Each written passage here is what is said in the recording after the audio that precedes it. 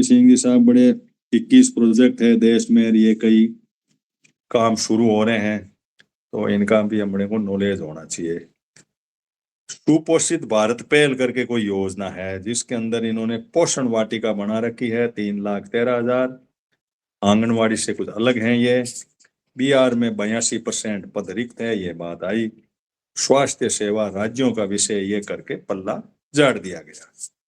फिर एक पोर्टल है यूविन के नाम से, UWIN, उसके अंदर टीकाकरण है देश का, उसका पोर्टल है ये। तो उसके अंदर का भी टीकाकरण की व्यवस्था है, जिसमें 8.5 लाख लोगों को 0 खुराक के ऊपर ले आया, 0 डोज जो है इसको ले आए हैं हम। और मिशन इंद्रधनुष चल रहा है, MMR चल रहा है, बच्चे का आवाज चल रही है, आईडी जो घुमंतु वाले हैं उनकी आईडी बना करके उनके लिए भी योजना कर दी गई है।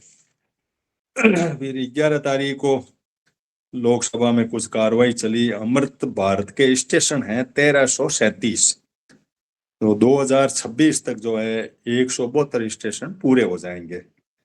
वंदे भारत ट्रेनें आ रही है, इसके बारे में कवच करके एक प्रोग्राम चल रहा है, 20-30 साल से चल रहा है, जो आपस में इंजन टकराए नहीं।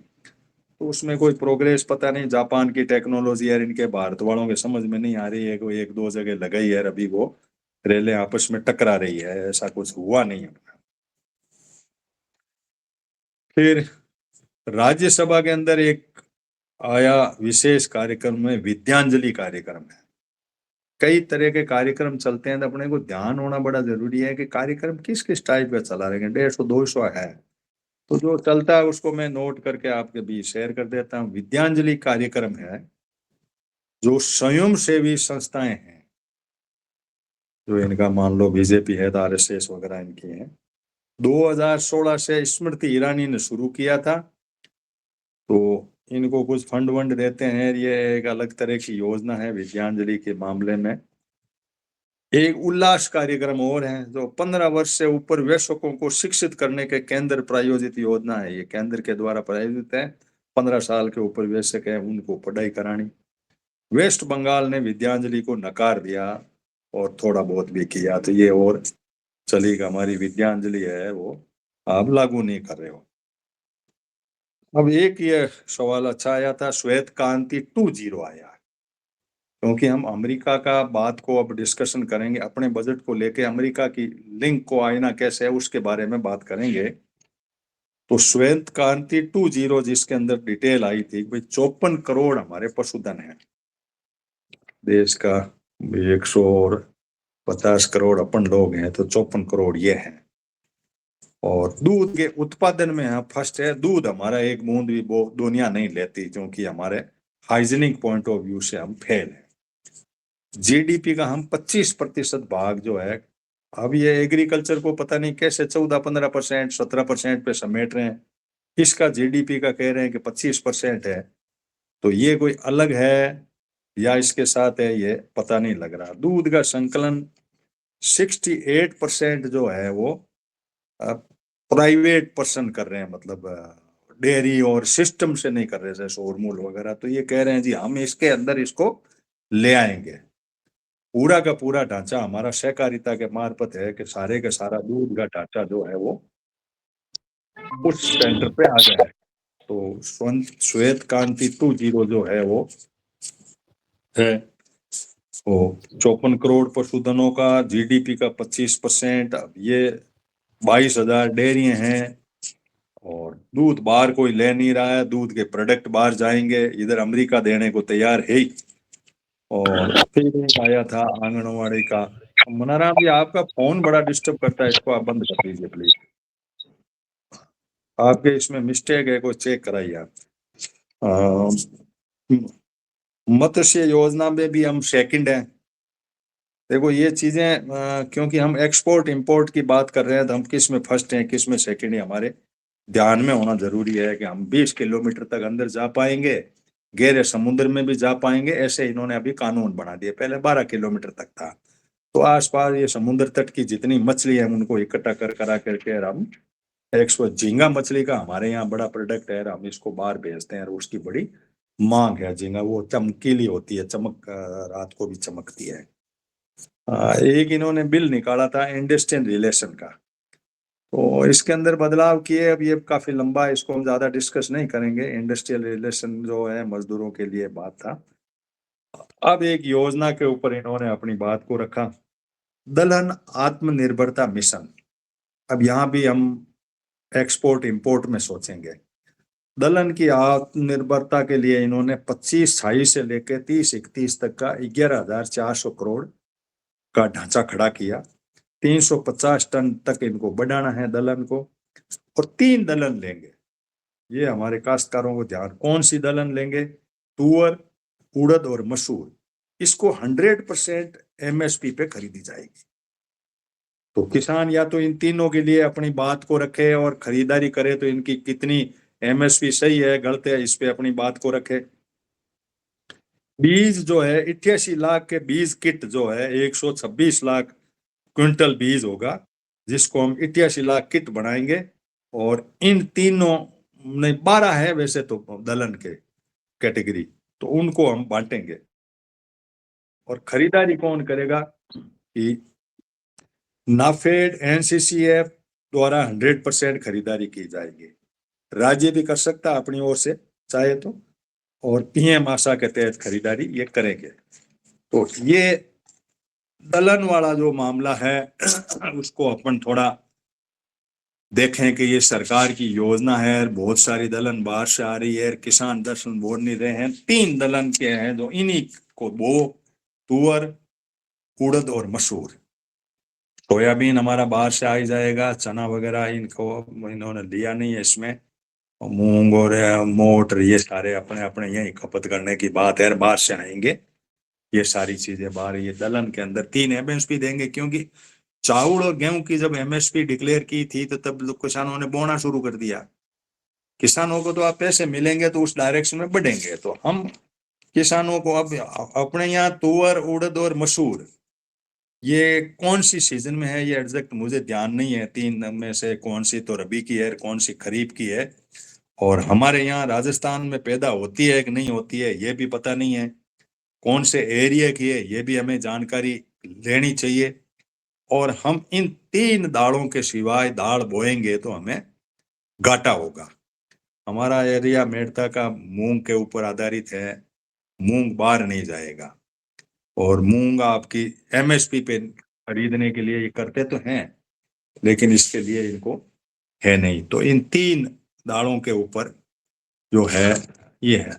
अब मैं रूपचंद जी जुड़ नहीं पाए, फूल कुमार ने भी कहा था आने का, उसको मैंने एक काम दिया था, मैंने कहा तुम इस बात पे अपनी बात को रखना, लेकिन वो जुड़ नहीं पाए। अब मैं आपको देश की दिशा की तरफ ले जा रहा हूँ। ये तो योजनाएं थी, दलहन है कि उसमें कौन बोएगा करेगा, छोटे मोटे संसद में जो कार्रवाई होती है उसको अपन शेडो कैबिनेट की माइंड सेट से डिस्कशन करते हैं कि भाई चलो ये घटनाएं घटित हुई, लोकसभा में हुई नहीं, राज्यसभा में जो हुई उसका मैंने आपको बता दिया, 10 मिनट के अंदर अपनी बात को रखी। अब हम 2 तरफ बात करेंगे, पक्ष और विपक्ष 2 हैं, और बजट के ऊपर क्या इनका माइंड सेट है दोनों का, और हम क्या सोचते हैं इसके बारे में। तो मैं पहले विपक्ष की बात ले लूं। विपक्ष का जो पी चिदम्बरम जी थे, उन्होंने क्या गलतियां निकाली उसको मैंने नोट किया। उन्होंने कहा कि इकोनॉमिक सर्वे के अंदर बहुत सारे चैलेंज है, उसमें से मैंने 4 चैलेंज को आपके बीच में रख रहा हूं, सीतारमन जी इसका जवाब दें। अब जवाब आएगा उसका मैं आपको बताऊंगा कि उसने क्या जवाब दिया। ये जवाब भी उसी तरीके से देते हैं, दूसरे लोग तो यही कागज लेके फालतू बकवास करते रहते हैं, कोई मतलब नहीं है, टू दी पॉइंट उनकी बात नहीं होती। उन्होंने पहला पॉइंट ये कहा कि 4 कमियां हैं। कि एक तो कैपिटल के अंदर आपने कट कर दिया स्टेट के पैसे। तो सीतारमन क्या जवाब देगी कैपिटल के मामले में? कैपिटल का मतलब होता है ये इंफ्रास्ट्रक्चर खड़ा करना, वो करना। जैसे दूसरे पैसे तो इधर उधर खर्च हो जाते हैं तनख्वाह में, पेंशन में, वो नहीं। कैपिटल का मतलब आपका देश के विकास के अंदर जो ढांचा खड़ा होगा उसके अंदर। इसने कहा भाई कट कर दिया। फिर इसने कहा भाई नेट एफडीआई है वो 0.09% करके कोलैप्स हो गई। एपीआई है, इसका भी अपन ने बात किया था, चीन वाला अडानी लाया था, एक पूरा सेशन अपन ने किया था। तो फॉरेन परफॉर्मेंस इन्वेस्टमेंट और प्राइवेट इन्वेस्टमेंट भी कम हो गया। ये एक गलती निकाली इसने कि भाई आपके कैपिटल के अंदर ये कहा है कि ये हमें करना है, आपने इस बजट में नहीं किया। दूसरा, इसने एम्प्लॉयमेंट में कहा कि भाई 15% एम्प्लॉयमेंट है, अनएम्प्लॉयमेंट है, जिसमें से आप लोगों ने पिछले बजट में 1,65,000 लोगों को इंटर्नशिप की योजना को लिए कहा, जिसमें से 33,000 लोगों ने रजिस्ट्रेशन कराया और 6,000 को आप जो दे पाए। इसका मतलब है कि ये योजना आपकी एम्प्लॉयमेंट वाली जो इंटर्नशिप की थी वो फेल हो गई। अब कागजों में फेल हुई, कितनी संख्या आई कि संख्या के हिसाब से इतने रजिस्टर्ड हुए। फिर स्लो ग्रोथ रेट, आप ग्रोथ रेट को कह रहे हो हम दुनिया में बहुत बढ़ रहे हैं साहब, सबसे आगे चल रहे हैं, तो उसके अंदर ग्रोथ रेट के अंदर इन्होंने कहा भी स्लो फिस्कल डेफिसिट रेट है आपकी। मतलब ये है कि आपको एफआरबीएम में एक एक्ट होता है कि जितने पैसे आते हैं खर्च करते हैं, यानी राजस्व घाटा जो है वो आप करोगे 3% पे। 6 से तो बाहर निकलना नहीं, और 3% होता है तो बल्ले बल्ले है। तो इनका अभी राजस्व घाटा पिछली बार था 4.4 जीडीपी का, 4.4, अब जो है वो हुआ 4.3। तो इसने कहा कि इस रफ्तार से यदि आप चलोगे ना तो 12 साल आपको लगेंगे, आप तो घटे घटे घटे घटे ठोकते रखोगे, आते वाले दुनिया रोएगी आपको। एफआरबीएम एक्स में कब लाओगे आप 3% के अंदर? तो ये करो आप। बजट कट जो है आपने एग्रीकल्चर और रूरल के मामले में कर दिया 69,000 करोड़ का। जेजेएम योजना में पिछली बार 67,000 किया, 17,000 ही खर्च किए, अब की बार फिर 67 कर दिया। तो है क्या, आप बजट दिखा देते और खर्च कुछ नहीं कर रहे हो। तो ये जो है डेब्ट और जीडीपी जो है, यानी उधार लिया और जीडीपी क्या है उसके जो रिलेटेड है वो माइनस चल रहे हैं आपके, बहुत ज्यादा पैसा उधार ले रहे हो। रेवेन्यू डेफिसिट 1.5% से 1% हो, ये कहा चिदम्बरम में। अब सीतारमन जी क्या कह रही है, बहुत ही जानने के लिए तो देश किधर बढ़ रहा है ये आम भारत के नागरिक को पता होना चाहिए, टू दी पॉइंट पता होना चाहिए। इधर उधर की बातों में मत जाइए आप, यूं ही करके आप कहते हैं ये हो रहा वो हो रहा। उसने सीधा सा जवाब दिया जी हम तो विकसित भारत करना चाहते हैं, घाटा है नफा है कम है ज्यादा है इस बीमारी में हम नहीं पड़ते। तो क्या कर रहे हैं हम कि हम 25 साल तो चल दिए, पहला क्वार्टर हमारा था इस 21वीं शताब्दी का, वो पूरा कर दिया हमने, इसका हमने फाउंडेशन भरी।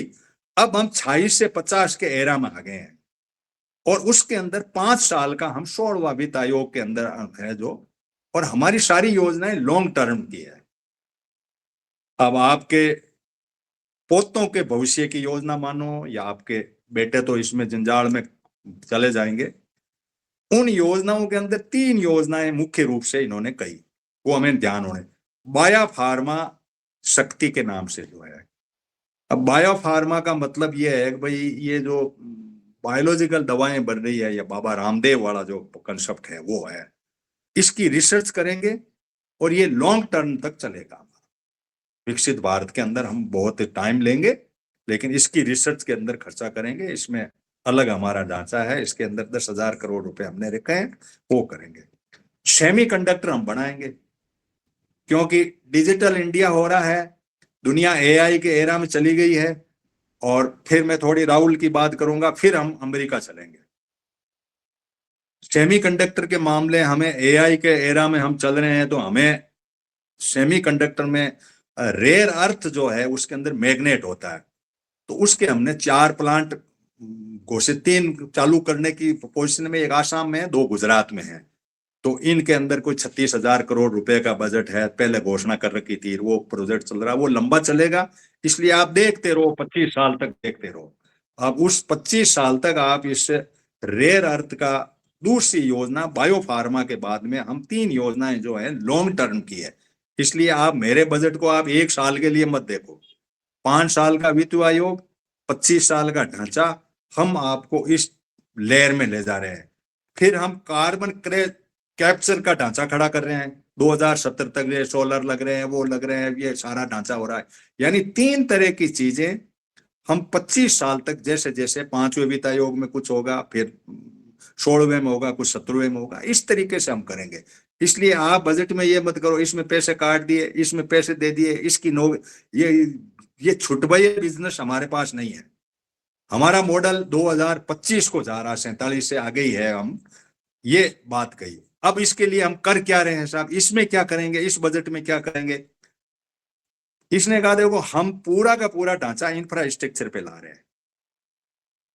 वाटरवेज हम 20 खड़ा कर रहे हैं, फ्रंट कॉरिडोर ला रहे हैं, और इंफ्रास्ट्रक्चर के अंदर लेबर इंसेंटिव सेक्टर जो है वो खड़ा कर रहे हैं एमएसएमई में, जिसकी हमने डेफिनेशन चेंज की है, और एसएमएमई में उसमें भी हमने बहुत बड़े बदलाव किए हैं। गति शक्ति के अंदर 7 तरह के जो ट्रांसपोर्टेशन के मोड हैं, रेलवे हैं, वो है सागरमाला, भारतमाला, और इन सब के अंदर हम पीएम शक्ति के अंदर लेबर को कह रहे हैं आप काम करो। एक तो आप लोगों को माइंड सेट में ये बात घुसा लेनी चाहिए, आपके बच्चों को पढ़ा रहे हो तो ये जो है ना, कल मैं एआई का सुन रहा था, डॉक्टर खत्म हो रहे हैं, वकील खत्म हो रहे हैं, सॉफ्टवेयर इंजीनियर खत्म हो रहे हैं, ये सब एआई कर देगा, इनकी कोई जरूरत नहीं। व्हाइट कॉलर जो कोलैप्स जीरो। ये जो बूम आ रहा है वो इतना हल्का नहीं है। हम ये खुशियां मना रहे हैं ना कि हमारा बेटा वो आईआईटी में चला गया, हमारा बेटा डॉक्टर बन गया, हमारा बेटियां बन गई, वो बन गई, ये सब फ्लॉप हो रहा मामला। ये एआई के ढांचे की बात है, इसलिए कहा हम labour incentive white collar job collapse करेंगे एआई के मार्फत। कहा नहीं, लेकिन ये आइडिया है हमारे प्लेटफॉर्म से। हम सोचते हैं कि लेबर इंसेंटिव सेक्टर जो होगा वो पीएम शक्ति गति में होगा। ठेकेदारों को काम दिए हमने, और इतने रेलवे स्टेशन अमृत भारत फलाना रेलवे का है, कुछ हम जो है वाटरवे के अंदर देंगे। यानी अब आप इसको अमेरिका के माइंडसेट से भी साथ के साथ सोचते रखिए कि पूरा पूरा ढांचा आपका जो है, रेल ट्रांसपोर्टन, उड़ान, हवाई जहाज से, पानी से, सारा ट्रांसपोर्टेशन मोड गति शक्ति का जो है वो समुद्र तट पे लागा जाकर के एक्सपोर्ट करेगा या वहां इंपोर्ट करेगा। वहां से माल आएगा, इसको आपके यहाँ लाएंगे, उधर का माल इधर लाएंगे। इसलिए इंफ्रास्ट्रक्चर, अब इंफ्रास्ट्रक्चर के इसने कहा कि हमने क्या खर्चा लिया, 12.22 लाख करोड़, यानी 3.12% हम जीडीपी का, जीडीपी जो कुल है 4 है, उसका 3.12% हमने जीडीपी पे खर्च करना है। दूसरा हमने राज्यों को कहा है कि तुम ऐसा करो कि 50 साल तक हमारे से लोन ले लो बिना ब्याज के, और तुम भी इंफ्रास्ट्रक्चर बनाओ हम कहे वैसे। इसलिए राजस्थान के बजट को जैसे हमने किया स्टडी, तो उसकी लाइन वही थी। जो डबल इंजन की जितनी सरकार है उन सब की लाइन ये है कि आप मैं कहूं वो करो, तो इन सबको मिला के 17.10 हम खर्च कर देंगे इस पे। 4.4%, 4.5% जीडीपी का हम इंफ्रास्ट्रक्चर पे खर्च करेंगे। इसमें जिसको जो नौकरी चाहिए वो ले लो, व्हाइट कॉलर वाला बिजनेस साइड में हो जाओ, ब्लू कॉलर जॉब के जो लोग हैं वो स्किल होकर के इनके साथ अटैचमेंट कर लो और आप इनके साथ लग जाओ, इनके धंधे और मेरे देश के विकास की गति इसमें कर दो।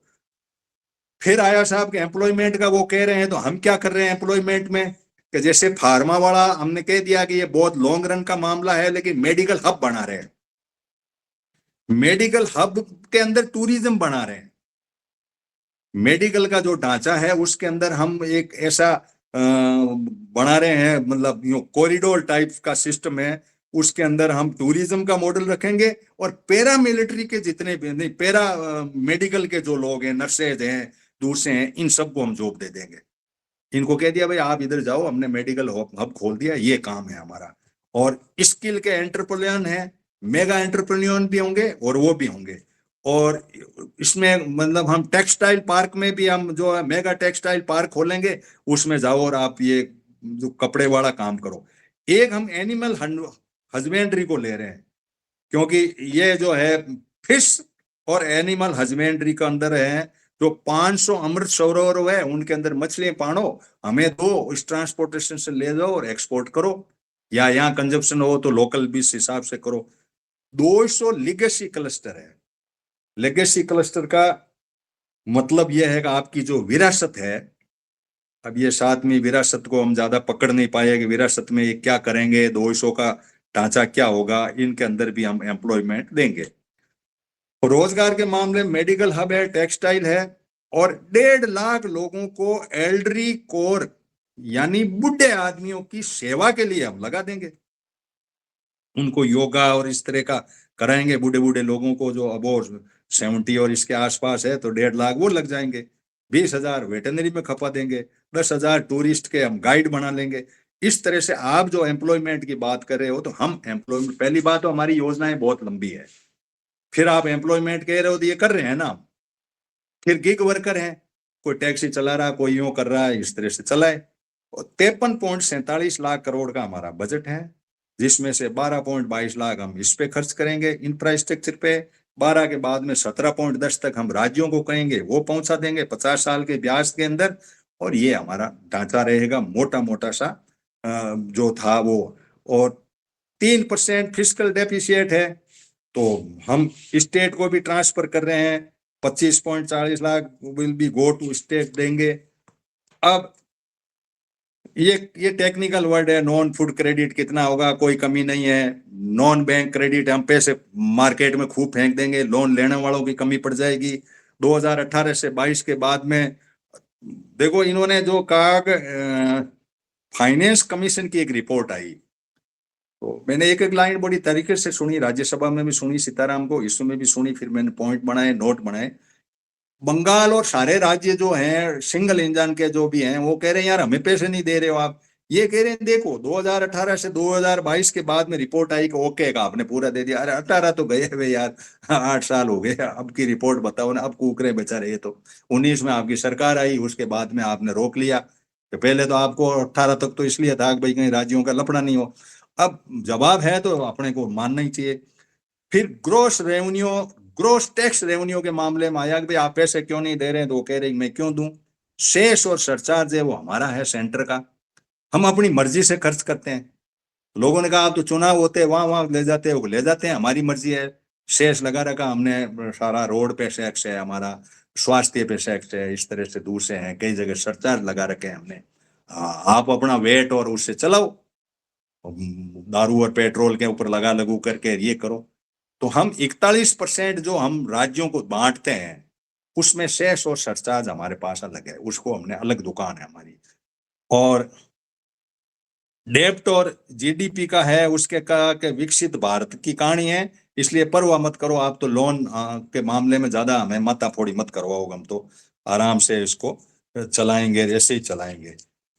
फिर बाद में एग्रीकल्चर की बात आई कि साहब एक, फिर ये का मतलब वो उसमें बेरोजगारी का अंदर SHE एक सेल्फ हेल्प एंटरप्रेन्योर का औरतों का ढांचा है, जिसमें ड्रोन दीदी, लखपति दीदी और ऐसी दीदियां जो है वो भारत में हम बना देंगे। तो खूब सारी दीदियां बन जाएगी, टूरिस्ट बन जाएंगे, बूढ़ों की सेवा वाले बन जाएंगे, और पशुओं की वेटरनरी वाले बन जाएंगे, मेडिकल हब के अंदर आपके नर्सेज वगैरह ये हो जाएंगे, फिर टेक्सटाइल वाले हो जाएंगे। ये इस तरीके से आपका ब्लू कॉलर जॉब एडजस्ट हो जाएगा। आप ये करो, कुछ टैक्सी टूक्सी चला के ये जो आपका गिग वर्कर और इन मामलों के अंदर ये करो। एग्रीकल्चर में कहा कि हम एग्रीकल्चर के अंदर बहुत बड़ा काम कर रहे हैं। तो हमने कहा देखो क्या काम कर रहे हैं, तो देखा पढ़ा सुना, तो का रिस्क कम कर रहे हैं और प्रोडक्शन बढ़ा रहे हैं। कॉटन, दाल और तिल का हम जो मिशन चला रहे हैं। अब रिस्क कम करने के लिए क्या करेंगे कि एक भारत विस्तार नाम का एक पोर्टल है हमारे पास में। भारत विस्तार का जो पोर्टल है, उस पोर्टल में सारी हम आप लोगों को बताएंगे कि देखो ये चीज हम हैं। उस पोर्टल के बाद में एक पोर्टल इनका एग्री स्टेक के नाम से होगा, एग्रीकल्चर पे वो भी होगा। तो AI जो है हमारा एग्री स्टेट के अंदर, हम फार्मर ID बना देंगे आपकी, फार्मर ID में सारी डिटेल दे देंगे, भारत विस्तार के ऊपर दे देंगे, और एग्री स्टेट के अंदर आपके सैंपल बीज है, दूर से हैं, इन सब की डिटेलें आपको मिल जाएगी। यानी रिस्क को कंट्रोल करने के लिए हमारे पास में जो भी आर्टिफिशियल इंटेलिजेंस से जो है उसको करेंगे। फिर उसके बाद में बेचने के लिए ये मंडियां जो है वो ई नेम मंडियां हैं, उसको हम कर देंगे। फिर मैं आपको ले जा रहा हूँ कि भाई अब एग्रीकल्चर में बात चली थी कि भाई आप ये दूसरा कर रहे हो, तो इसका बताओ। ICR का कह रहे हो, ये कह रहे हो, ये तो आपके गूगल पे पड़े, आप ही देख लोगे। अब ये कर रहे हैं कि हमने देखो कोकोनट पे काम किया, कोकोनट है इसके ऊपर हम काम कर रहे हैं, काजू पे काम कर रहे हैं, क्योंकि केरला का मामला चुनाव है, कोकोनट भी वहां है, चुनाव है। एक कोको कोई होता है, वो मुझे ध्यान में नहीं, कोको कोई ऐसा कहते हैं कि कोकोनट के बीच में कोको करके बोया जाता है, वो कोई एक है। ड्राई फ्रूट्स हैं हिमालयन एरिया के अंदर। अगरवुड है, अगरबत्ती, अगरवुड से वैसे खुशबू आती है। 50,000 रुपए, या नहीं, 5 लाख रुपए लीटर से उसका तेल मिलता है। अगर इधर कहीं नागालैंड और उधर कहीं होंगे, सुवालाल जी शायद जुड़े हुए हैं, तो वो बताएंगे अगरवुड उधर कहीं होती है उसके अंदर। फिर चंदन की लकड़ी का, हम चंदन ऑस्ट्रेलिया से ला रहे हैं, कर रहे हैं, तो वो भी करेंगे, यानी पुजारियों के लिए वो चंदन वंदन का काम आए, अगरबत्ती में काम आए, वो आए तो वो भी हम करेंगे। और फिश फार्मर के लिए भी हमारी सारी करके कर रहे हैं। फर्टिलाइजर के लिए हमने पैसे 1.71 लाख रख दिए पिछले वाले से। और कृषि, अब कॉटन को एक चेंजेस किया, वो आप लोगों के ध्यान में होना चाहिए। कॉटन, दाल और तिलन, इन तीनों को मिला करके कृषि उन्नति योजना घोषित कर दी इन्होंने। पहले तो ये दलन कीर तिलन कीर अलग अलग था, तो कृषि उन्नति, तो मेरी एग्रीकल्चर वालों से भी बात हुई, तो उन्होंने कहा साहब पिछली बार तो हमारे पास दलहन का आया था, इस बार तिलहन का आया। तो तिलहन में कौन कौन से लिए? तो एक तो मस्टर्ड ली इन्होंने, एक कोकोनट ली, राजस्थान की बात कर रहा हूं मैं, बाकी दूसरी जगह की बात। फिर का ये सारा ढांचा जो है कोऑपरेटिव माइंडसेट से होगा। और आयुर्वेदिक के पूरे मामले एक्सपोर्ट होंगे, यानी आपको जो बायो फार्मा का जो मामला है उसके अंदर भारत जो है विश्वगुरु की श्रेणी में है। वहां बहुत बड़े हम च्यवनप्राश, दूसरे तीसरे बना बनू करके खिलाएंगे। लेकिन खाने वाले तो भारत में ज्यादा है, अब किसको खिलाएंगे? बाहर वाले लोग तो मीट और शराब उसके अंदर पश्चिमी वो क्या खाएंगे पड़ेंगे। लेकिन ये बात उनकी ये है। अब समुद्र तट, सागरमाला और ये सारी कुछ बातें आपके सामने मैंने रखी। अब मैं एक सवाल खड़ा करके आपको ले जाऊंगा कि सवाल ये है कि भाई अमेरिका वाला अपना समझौता हुआ, उसमें अभी पहला तो मैंने कपिल सिब्बल को सुना, तो कपिल सिब्बल ने एक बात बहुत मार्के की कही कि भाई एक ऐसा आदेश है जिस आदेश के अंदर, वो उसका है अमेरिका के, वो आदेश ये कह रहा है कि भाई मेरी इकोनॉमिक, मेरी फॉरेन या जो भी पॉलिसीज है उसके साथ में आपको एडजॉइंट करना है। मतलब मेरी जो पॉलिसी है ना उसके साथ साथ चलना। ये समझौता अपने साथ में जो समझौता होता है उसमें ये लाइन ऐड है। क्यों? ये सुप्रीम कोर्ट के वकील हैं तो उस तरीके से होते हैं। तो मैंने कपिल को सुना, तो कपिल सिब्बल ने ये जो बात कही ये मुझे ठीक लगी कि कोई आदमी ये कहता है कि मेरी विदेश नीति ये है, लेकिन वो कहता है कि मेरी विदेश नीति ये है, तो आपको मेरी विदेश नीति से चलना है। मैं यूक्रेन को कैसे क्रश करना चाहूं, मैं गाजा को कैसे करना चाहूं, तो आप मैं कहूं वो काम करना। मेरी आर्थिक जो जो है नीति है उसको आप हमें एडजस्ट करोगे, उसी के साथ चलोगे। ये समझौते के अंदर लाइन आई हुई है। दूसरी लाइन उसने कहा कि जो ये आप करोगे ना, यदि नहीं करोगे तो ये 25% वाला मैंने टैरिफ लगाया ना ऊपर, पहले 25 लगाया फिर 25 लगाया, ये मैं कभी भी लगा सकता हूं। मैं निगरानी रखूंगा आपकी, कि आप ध्यान रखना कि कहीं इधर उधर आपने यूं मुंह मारा ना कि मैं इधर चला जाऊं इधर चला जाऊं, हिले डुले मेरी नीतियों के इधर उधर, तो मैं 25% और आपका यूं मान के चलो, आपके 25% गले बंद गया। मतलब वो आपका 18 तो है ही, 18 के बाद में आप 25 का आपका हो गया 18। लेकिन वो ऊपर वाले 25 जो है ना वो पेनल्टी टाइप थी। वो पेनल्टी अभी ड्यू है आपके ऊपर। यदि आप मेरी इन नीतियों से अलग कोई नीति बना करके चलोगे कि नहीं हम तो साहब स्वयं संप्रभु राष्ट्र हैं, हमारी अपनी पॉलिसी है, हम अपनी पॉलिसी के ऊपर अपना हाथ रखेंगे, वो बात उनको आई। अब सवाल ये बनता है, चलो साहब बड़े लोगों का कहना मानने में फायदा, किसी न किसी का तो मानना है। अब मार्केट हमने खोल ही दिया, कौन सा आएगा, क्या आएगा, कितना आएगा, ये अभी इसलिए कहा कि उसने फ्रेमवर्क बनाया। इसलिए भाई इसने कोई समझौता ही नहीं किया, फ्रेमवर्क बना के बंदे ने पकड़ा दिया और एक ऑर्डर निकाल दिया कि ये पढ़ ले, फ्रेमवर्क में जो मैंने बातें लिखी इसको 19-20 करनी हो तो कर लेंगे, मेरी नीतियों से इधर उधर हिलना डुलना तुम्हें नहीं है, हिलोगे डुलोगे तो 25% और लोगों ने ये बड़ी बात करो। मैंने उस की प्रेस कॉन्फ्रेंस में सुनी मैंने उसकी, तो मैंने कहा यार ये मामला मतलब एक तरह का वो चोटी पकड़ने वाला मुद्दा है। अब चलो बड़े लोग हैं, पकड़ लें तो पकड़ लें, हम भी क्या कर लें, हमारे पास क्या है इतनी शक्ति है जो कर लें कि ये किसी बहुत बड़े राष्ट्र की जिनकी जीडीपी हमारे से 5-6 गुना 7 गुना के आसपास है, तो हम क्या कर लें उसमें, हमारे पास तो लोग हैं सिर्फ। अब ये सारी बात होने के बाद में मैं थोड़ा सा बीच में रोक के राहुल का मैंने भाषण पूरा पूरी लाइन लाइन सुनी। राहुल ने जो बातें उठाई वो 3 तरह की बातें उठाई। एक उसने कहा कि भाई देखो ये एआई का जो एरा आया ना, एआई के अंदर डेटा की बड़ी जरूरत होती है। आपकी मोटरसाइकिल है एआई, लेकिन उसमें पेट्रोल चाहिए। पेट्रोल डेटा का, तो डेटा तुमने बेच दिया। अब ये सरकार कह रही कि नहीं हमने नहीं बेचा। अच्छा, बिका हुआ क्या है?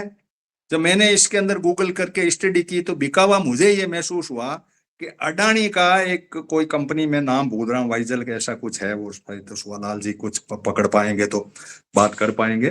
तो उस कंपनी के साथ में कोलिब्रेशन होकर के गूगल का कोई ढांचा है, उसके साथ में डेटा का इसने कोई बजट है, कोई पता नहीं कितने बिलियन का है, तो उसके अंदर वो डेटा सेंटर खोलेंगे। वो टोटल डेटा अडानी के पास रहेगा, अडानी का रहेगा, गूगल की कंपनी के पास रहेगा। तो सरकार का क्या कंट्रोल है? सरकार कह रही है हमारा कंट्रोल है। हम तो माने भाई सरकार कह रही है तो कह रही है, लेकिन हमें बैम तो है ही ना कि भाई अडानी जी उधर चले गए, कोई लपड़ा हो गया, डेटा चला गया, तो वो क्या डेटा चला गया। तो उन्होंने कहा देखो डेटा का मामला कितना है, पाकिस्तान के डेटा बहुत कम है। डेटा का मतलब आपके डेटा ही तो है, आदमियों के डेटा है, और कोई आकाश के डेटा तो है नहीं, कि वहां तो बहुत कम लोग हैं, बांग्लादेश के बहुत कम है। तो आपके बराबर पाकिस्तान को बोल रहा है, वो ज्यादा नाश्ता कर रहा है पाकिस्तान, इसको तो भाटे भिड़ाना है इधर उधर। तो तुम यार डेटा ही क्यों दिया उनको? डेटा आज की तारीख में बहुत मायना रखता है। तुमने ये गलतियां क्यों की? डेटा तुम नहीं देते तो आज देश की स्थिति अलग होती है। तुम्हारे पास जितना मैन पावर है वो तुम्हारी प्रॉपर्टी है, और उनके डेटा आपकी प्रॉपर्टी है। इसको आप संभाल रखो, दुनिया में आप विश्व गुरु बनो या कुछ भी बनो, बन जाओगे, लेकिन आप तो डेटा के अंदर लूज करके बैठ गए, फ्री फ्लो कर दिया आपने। अब ये मानने को तैयार नहीं है। ये अपने लोगों को सोचने की बात है कि डेटा की स्थिति क्या है। ज्यादातर लोग कह रहे हैं ऑलरेडी गूगल के पास पड़ा है, आप तो गूगल से जुड़े हुए हो, चाइना तो पड़ा है ना आपके बराबर है, उसने तो एंट्री नहीं दी गई। जब आपने ये सारा ढांचा, अब आप नया गूगल नया डेटा सेंटर क्या बना लो, आपकी औकात ही नहीं इतने बड़े डेटा सेंटर को आप कंट्रोल कर पाओ 145 लाख को। तो डेटा गया साहब हमारे हाथ से। यानी पेट्रोल नहीं तो मोटरसाइकिल को कान पकड़ के तो घुमा नहीं सकते, आप क्या करो इसको। आपकी एआई कोई काम नहीं आनी, एआई के अंदर तो मोटा मोटा यही है। एग्रीकल्चर में इसने कहा यार आपने मार्केट को ऐसे खोल दिया मजाक मजाक में कि तुम आ जाओ, सारा माल तुम्हारा जो भी जेनेटिक हो कुछ भी हो लाके ठोक दो यहाँ, और आप करते रहो बस। उससे मतलब क्या निकला? तो लेना देना क्या है?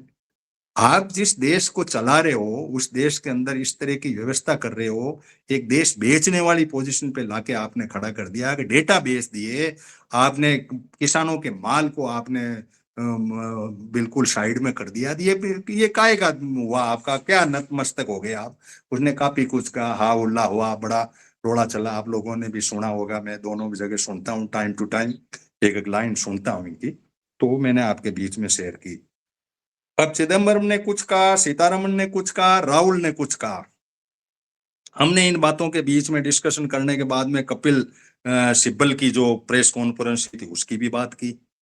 ये एस्प्रिन पे ये जो है ये है तो जयप्री फेपरी तो ये ठीक है भाई, चलो ये सारे ही साले जा रहे थे तो अपने से ये करेक्टर इनका लगा मुझे कि हम इस लेवल के हैं कि हमारे इन आकाओं से हमारा मोरल हाई है, और हम अपने यहाँ समाज के एक ऐसे बीच में रह रहे हैं जहाँ एक एक चीज नाप तोल होती है कि कहाँ गया, किसके घर गया, क्यों गया, किसके मिला, इनको कौन पूछे। इनको भाईजाद अपने दे रखी है, जहाँ चाहे वहां जाए, जहाँ चाहे जैसे चाहे चाहे बदल करें, चाहे जिसको चाहे जहां पैसा दे, चाहे जिस डेटा को कहीं भी दे। ये स्थिति हर जगह की है।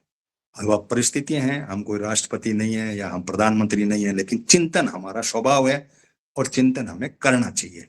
नेगेटिव माइंडसेट से नहीं, पॉजिटिव वे में हम सोचें कि यार कहीं ऐसा तो नहीं है। तो ये सारी कुछ बातें ऐसी है कि फिर इसने तीसरी बात राहुल ने कहा कि तुम देखो कि जिस बात को लेके चल रहे हो ना, उस बात के अंदर तुम रोजगार दे ही नहीं सकते। एक तो एआई ठूसी पड़ी है, एक आपने जो मार्केट को वहां से ला करके कर दिया, तो आप कैसे जॉब दे पाओगे? ये मॉडल ही नहीं है।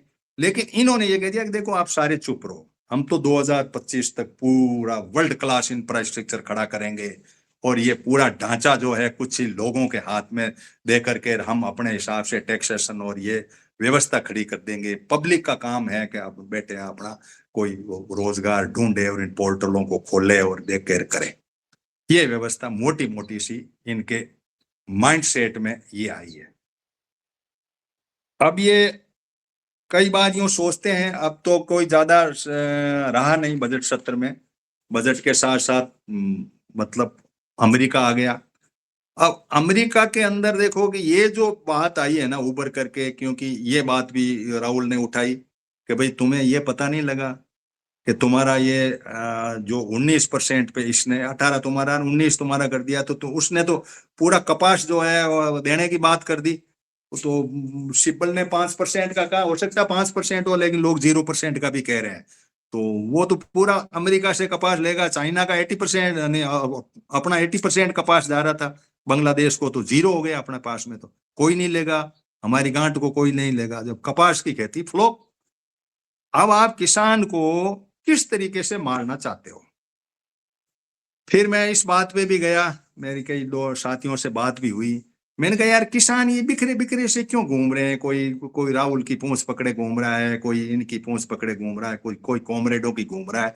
ये बैठ के, ये तो हमारे जैसे छोटे प्लेटफॉर्म वाले लोग हैं, उनके भी समझ में आता है कि यार वस्तु स्थिति क्या है। हमारा ये ढांचा फेल, कौन लेगा मेरा कपास? कोई नहीं लेगा। और सबसे बड़ी बात देखो, ये पहले से प्री प्लान्ड होता है। अभी जो 31 दिसंबर गया, ये 31 दिसंबर तक इन्होंने वो 11% कम करके पूरी अमेरिका से मंगा ली कपास। अमेरिका ने अपने को कपास जो भी इंडस्ट्री थी उनके लिए इन्होंने छूट की। उस टाइम भी मेरा वीडियो है कई जगह, मैंने कहा ये कपास क्यों मंगा रहे हैं यार, अपनी कपास तो आने वाली है। भाई आप दिसंबर तक कपास कर रहे हो, हमारी नवंबर में पैदा हो गई, तुमने खरीदी नहीं, अमेरिका से कपास आ गई। क्यों? टैरिफ कम कर दिया इन्होंने, 0% टैरिफ पे लाकर ठोक दी इन्होंने यहाँ। तो लोगों ने अपना कर लिया साल भर का स्टॉक। अब अमेरिका ने पहले माल यहाँ डंप कर दिया आपके कपास का पूरा, और यहाँ पे पूरा कपास आ गया उधर। वो अब कपास उसको बेच देगा बांग्लादेश को, जहां से कपड़े आ रहे हैं, तो आपका गारमेंट मार्केट जो ये है ये तो पूरा का पूरा गया। इन सारी परिस्थितियों के अंदर हम क्या करें? अब सवाल फूल कुमार जी भी जुड़ गए, मैंने इनको एक कहा था और आपके बीच में भी ये बात में थोड़ी सी लाया था। अब ये सारा ढांचा जो मैंने खड़ा किया कि इतने माल आएंगे, इतना जाएगा, हमारा देश इधर जा रहा है, ये कर रहा है, राहुल ने ये कहा, फलाने का करने के बाद में जो होगा वो होगा, क्योंकि हमारी अपनी कोई चलती नहीं है या हमारा कोई वजूद नहीं होता है, सरकारें तय करती है। ये सारा सरकारों तो सरकारों के बीच में होता है। सरकार ने तय कर लिया कि एग्रीकल्चर प्रोडक्ट आने हैं तो आने हैं, चलो आएंगे और हम इनको भोगेंगे। मेरा सीधा सा सवाल ये है, रूपचंद जी का नहीं है वो नेटवर्क, और फूल कुमार जी को मैंने सुबह फोन करके कहा, हमारा सीधा सा प्रश्न ये है कि वहां से जो भी माल आएगा हमारे पशुओं को खाने का और आदमी को खाने का, बाकी को कोई एमएसएमई के तो इनके माल आना है क्या? यहाँ से नट बोल्ट जाएंगे, वहां से हवाई जहाज बन के, ये लड़ाकू विमान बन के यहाँ आएंगे, तो उससे हमें कोई मतलब नहीं है, हम खरीदेंगे इनको, वो वहां लेबर नहीं है, इसलिए उनका तुम नट बोल्ट ये पाने वाने ये बना दे, तो ये मेरे को भेज देना, तो वो तो उसमें गिनती हो जाएगी। मेरे यहाँ किसानों का जो माल पड़ा वो तेरे को लेना है, सीधी सी बात ये है। अब लेना है तो लेना ही है भाई, क्योंकि 500 का 100 बिलियन का तो पर ईयर खरीदना है, ये हमने तय कर लिया। अब ये फ्रेमवर्क है, कोई कह रहा है जी आप फ्रेमवर्क को पढ़ के खड़े हो रहे हो, होने तो दो समझौता। तो समझौता में इन दोनों ने जो बात की वो ज्यादा पकड़ में आई नहीं, गोलमाल बात है सारी की सारी। क्यों? आप एक प्रोडक्ट भेज रहे हो मक्का, मक्के से एथोलिन बना रहे हो, एथोलिन से स्पिरिट भेज रहे हो, और जो मक्के का कचरा बच रहा है उसको डीडीएससी कहते हैं, कुछ ऐसा है साहब, ड्राइड करके निकला, उसका बाटा बना के हमारे यहाँ भेज रहे हो, तो आ गया ना मक्का हमारे यहाँ, जीएम मक्का तो आ गया। इस तरह से कई सोयाबीन कई यही कहानी है, वहां तेल निकाल करके वो कर रहे हो, इधर आपको तेल चाहिए तो तेल भी मंगा लिया, इधर खल भी मंगा ली, एक ही प्रोडक्ट को टुकड़े करके प्राइमरी प्रोड्यूस को तोड़ के आपको भेज दिया। अब वो जेनेटिक है नहीं है, ये हमारी चिंता है, मेरी विशेष चिंता है ये है। इसलिए मैंने कई साथियों से बात की, मैंने कहा देखो भारत के अंदर जो भी चीज आ रही है हमें खाने के लिए, हमारे बच्चों के लिए, और हमारे पशुओं के लिए, उसका हमें पता होना चाहिए कि वो चीज जेनेटिक मॉडिफाइड है या दूसरी है। एक तरफ हम अपने आप में खुशी मना रहे हैं, हम नेचुरल कर रहे हैं, साहब खा रहे हैं, अरे इससे क्या है? आपके मार्केट अटा पड़ा है जीएम से, चोरी छुपे आ रहा 20, 30, 40%। तो ये पेंटल ने मतलब कहा था जब GM11 जो सरसों DMH11 आई, सरसों आई थी ये तब, और मैंने सुना और मैंने एक वीडियो भी बनाया था इस पे कि देखो इतने बड़े बड़े लोग जो रिसर्च कर रहे हैं वो जेनेटिक मॉडिफाइड बीज हमें लॉन्च कर रहे हैं, उसके बाद में कह रहे हैं कि चलो जी क्या फर्क पड़ता है, भारत में तो खा रहे हैं लोग, आप इतने नहीं। उसने कहा 20 साल से तो आप मरे ही नहीं। मैंने कहा यार कोरोना आया उसमें भी नहीं मरे, तो इसका जेनेटिक मॉडिफाइड वाला भी झगड़ा पड़ गया कि ठीक ही है, पछता होगा। अब जब सुबह रूपचंद जी से मेरी बात हुई तो अभिक्षा ने एक बात कहा कि पेंड्रोइक कुछ होती है अपने आंत वगैरह कि वो पचाती नहीं है GM बीज को, तो वो है वो खराब हो रही है भारतीयों की। अब बहुत बड़ी फौज है भारत में, है क्या मर लेंगे आधे अधूरे करके, और कर लेंगे तो कर लेंगे साहब। जेनेटिक मॉडिफाइड बीज हमारे देश में आएगा, जेनेटिक मॉडिफाइड प्रोडक्ट आएंगे, जेनेटिक मॉडिफाइड सेकेंडरी प्रोडक्ट आएंगे, प्राइमरी से सेकेंडरी बन के आएंगे। उसके ऊपर हमारे इंटरनेट प्रोटोकॉल हुए हैं, को हुआ था जिसमें शेयर करना था कि भाई कोई भी चीज जेनेटिक मॉडिफाइड करोगे या उसके अंदर कोई जीन्स डालोगे तो उससे जो नफा होगा उस नफे को हम बांटेंगे।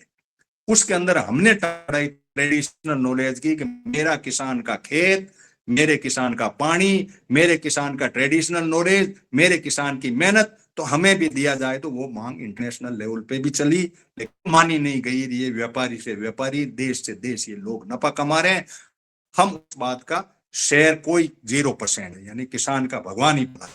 अब फिर हुआ दूसरा समझौता तो था नागोया के बाद में कार्टिजिना में।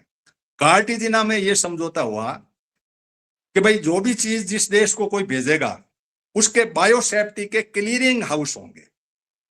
अब मैं सवाल आप लोगों के सामने, कुछ फूल कुमार जी इस पे कुछ यदि गूगल किया है तो, या नहीं किया तो हम आपस में नहीं हो तो सवाल ही खड़ा करेंगे। जो माल आएगा उसके लिए ABSCH के नाम से access to biosafety clearing house, हाँ फूल जी मैं आप ही को ले रहा हूं, तो वो जो है वो आ, हम कैसे देखें कि ये जेनेटिक है कि नहीं है, इसका हमारे पास में ज्ञान नहीं है। तो फूल कुमार जी आपने एंड्रेज भी किया, बिजी भी होंगे, आपका टाइम मैनेज हो पाएगा, तो इसके बारे में आपने कोई देखा हो, या ये सवाल सवाल ही बना रहेगा कि आम आदमी का यदि अमेरिका जो माल भेजेगा वो जेनेटिक मॉडिफाइड होगा तो हम क्या करेंगे? फूल कुमार जी बोलिए। हाँ जी सर, इसमें मैंने इन्फॉर्मेशन निकाली थी। नमस्कार आप सभी को। तो इन इसमें दो तरीके के एक्सेस हैं। एक एक्सेस है पब्लिक को और एक एक्सेस है एडमिनिस्ट्रेटिव। एडमिनिस्ट्रेटिव एक्सेस जो है उसमें सब कुछ अलाउड है। उसमें चाहे कुछ चेंज करना है, चाहे उसमें कुछ अपलोड करना है, वैलिडेट करना है या एडिट करना है।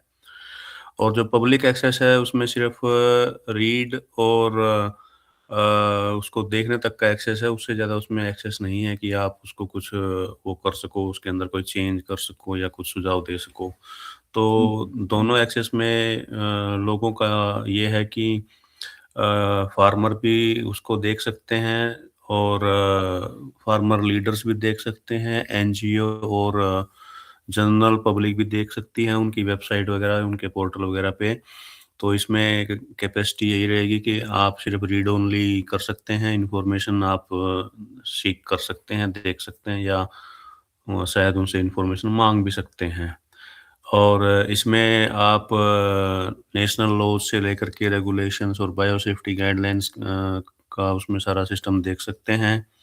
रिस्क असेसमेंट जो है उसकी जो समरीज हैं वो आप स्पेसिफिकली फिर अपने हिसाब से उस पे कंडक्ट कर सकते हैं। लेकिन इसमें ये नहीं लिखा कि वो इंफॉर्मेशन किस लेवल की होगी। जितनी इन डेप्थ इंफॉर्मेशन आपको चाहिए वो होगी कि नहीं होगी, उसके लिए शायद उनकी वेबसाइट या उनके एक्सपर्टीज से कॉन्टैक्ट करना पड़ेगा। एडमिनिस्ट्रेटिव एक्सेस में है कि जो डाटा एडिटिंग, अपलोडिंग और वैलिडेटिंग है वो हर कोई कर सकता है जो उनकी एडमिनिस्ट्रेशन में है, और गवर्नमेंट जो है दोनों मिलके, मतलब जो उनके गवर्नमेंट के अथॉराइज्ड पर्सन हैं वो। इसमें जो रोल है वो है नेशनल फोकल पॉइंट का रोल है, जो जिसमें फुल एडमिनिस्ट्रेशन राइट्स हैं। फिर नेशनल अथॉराइज्ड यूजर्स हैं जो डाटा एंट्री करते हैं, और फिर वो हैं कंपोनेंट नेशनल अथॉरिटीज जो डिसीजन मेकर्स हैं। तो उनको तो राइट है पूरे उसको एडिट, अपलोड और वैलिडेट करने के। पब्लिक को सिर्फ ये है कि पब्लिक उसमें सिर्फ उसको देख सकती है या इंफॉर्मेशन सीख कर सकती है। तो ये है इसके बारे में। चलो मैं मनाराम जी, आपका फुल ग्रुप जेनेटिक मॉडिफाइड और प्राकृतिक खेती पे आप लगे हुए हो। फूल कुमार जी ने जो रिसर्च की या इनको डेटा कलेक्ट किए, हम हमें भी एक डायरेक्शन दी फ्रांस से। इन्होंने इनको मैंने कहा प्लीज आप थोड़ा हमें हेल्प करिए, तो इन्होंने किया। इसके लिए तो फूल कुमार जी बहुत बहुत धन्यवाद आपको। पब्लिक की एक्सेस क्या है? ABSCH के नाम से एक क्लीयरिंग हाउस है, एक्सेस टू बायोसेफ्टी। पहली बात तो पब्लिक को ये पता होना चाहिए कि बायोसेफ्टी है क्या, हमारे खाने पीने के कौन सी चीजें न्यूट्रिएंट्स चाहिए, वो पब्लिक के पास हो। तो कम से कम हमारे जो किसानों के जो यूनियंस हैं उनके पास ये चीजें आए कि भाई बायोसेफ्टी है क्या। तुम मक्का भेजोगे, उसकी खड़ी भेजोगे, मक्का तो आ नहीं रहा है, खड़ी भेजोगे, उस खड़ी को हम जेनेटिक मॉडिफाइड है मान लो, तो हम बायोसेफ्टी के पॉइंट ऑफ व्यू से हम क्या सोचें कि भाई वो चीज उसमें ओके है। तो पहले तो हमें पता होना चाहिए कि हमारा जो भी यहाँ का लोकल कानून है वो क्या क्या मांगता है, ये हमारे पास में पब्लिक एक्सेस होनी चाहिए, कानून बना हुआ तो है ही। अब वो लोग जो माल भेजेंगे उस माल को हम टेली तो करेंगे भाई ये चीज तुम्हारी कम है, इसमें कमजोरी है, इसमें ये है, फलाना है, ये है। तो ये हम किस कदर इस मूवमेंट को लें या इस बात को आगे बढ़ाएं कि भाई जो ABSCH का जो क्लियरिंग हाउस है उस हाउस में कैसे घुसें। उस हाउस में जैसे फुल फ्लेज घुसें। एक तो ये होता है कि आप थोड़ा सा अंदर घुस गए और बाहर आ गए, अंदर आपको चीज के हाथ ही नहीं लगाने दे, या कोई कुछ बात ही नहीं करने दे, या आपका सुझाव ही नहीं लेने दे, या आपको जी ये तो इसमें तो तुम्हारी गड़बड़ है, मैं तो ये गलत ले आया, ये आदमी लाया, भारत सरकार ने इसका गलत खरीद लिया, तो वो आंदोलन का एक रूप बने। मनाराम जी, इस पे आपका क्या व्यू पॉइंट है? अब रूपचंद जी जुड़े नहीं, मैंने उनको दिया था, उनका मेरा नेटवर्क प्रॉपर नहीं है। मनाराम जी आप माइक खोल सकते हो तो बात करो, देखो फिर मैं आगे फिर साथियों को लेता हूँ। तो आप प्राकृतिक खेती पे लग रहे हो, लेकिन माल तो बाहर से आ जाएगा, इस खेती को लेगा कौन, और अपनी इस खेती से कौन होगा? यूं तो जनसंख्या सर है मेरी एक तो। अपॉइंटमेंट है तो मेरे को जाना पड़ेगा, फिर हाँ बाद में नहीं, ठीक ठीक है कंटिन्यू फूल करते कुमार जी, रहेंगे। आप इस पे थोड़ा सा और करना, और एक जितना जी भी इसके अंदर है तो आप कोशिश करना कि आप इंडिविजुअली एक्सेस कर पाए। जी सर, आप ओके। उसके अंदर इंडिविजुअली पूरी एक्सेस, मैंने भी ट्राई की, मैं पहुंच नहीं पाया, इतना मैं एक्सपर्ट नहीं हूँ। वही बात इसलिए जो मैंने भी कहा हो, कि ये पब्लिक को एक्सेस लिख तो रखा है, लेकिन किस लेवल का एक्सेस हाँ दे रहे ये हैं गूगल में उस भी पे सवाल देखा है। मैंने, लेकिन मुझे नहीं हाँ, उस पकड़ पे में आई सवाल ये है, बात। ये पूरा एक्सेस हरामजादे हैं ये, वो तो हम हाँ समझ ही बस बस यही रहे बात है। हैं। तो ये वो पॉइंट रहेगा। ठीक है सर। ठीक ओके। है आप जाओ। ठीक है। हाँ मनाराम जी, माइक खोलिए आप।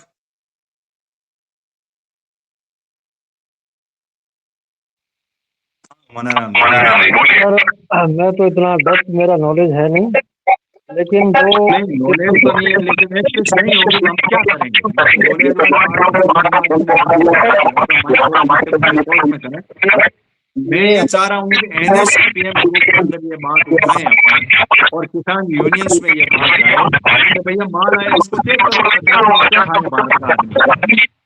ये चेक कैसे करेंगे? के चेक करने का देखो मेरी बात सुनो, आधी जनता हमारी बिल्कुल अनपढ़ है, जिनको कोई मतलब नहीं सूचना ही हमारे नहीं। नेता है, किसान यूनियन है, आपका भाई 7 करोड़ का आपके पास प्लेटफॉर्म है। नहीं देखो, हमारा प्लेटफॉर्म तो है, लेकिन मेरी बात सुनो, हमारे पास इतनी मैकेनिज्म नहीं है हमारे पास अभी।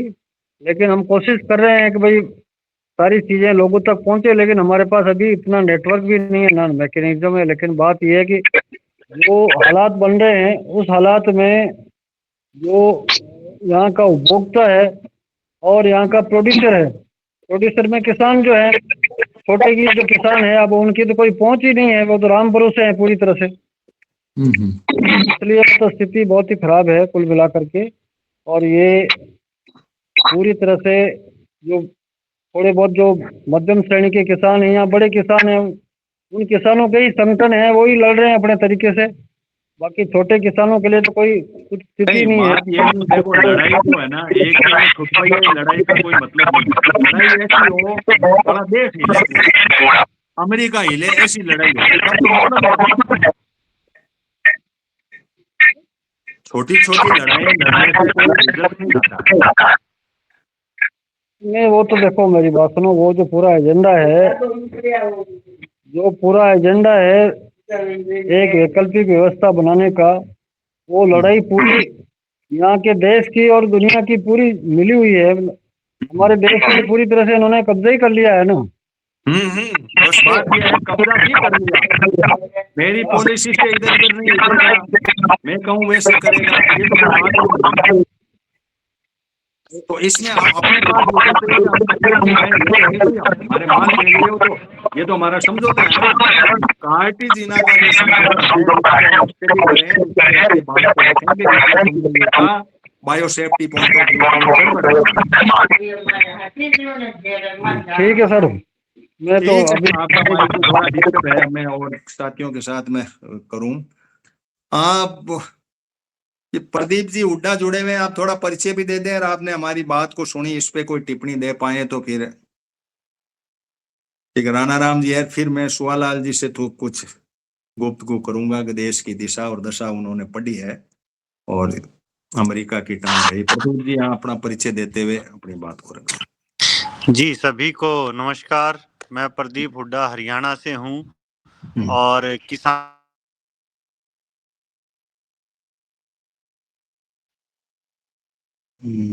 आवाज मेरे पास नहीं आ रही है, आप कहीं नेटवर्क की प्रॉब्लम है आपको? लंबा होता है। जी, अभी आ रही है? हाँ, अब थोड़ी सी आ रही है, बोलिए।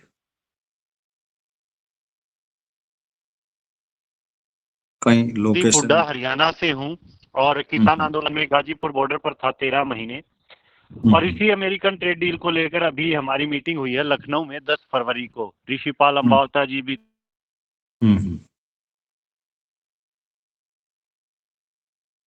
थे,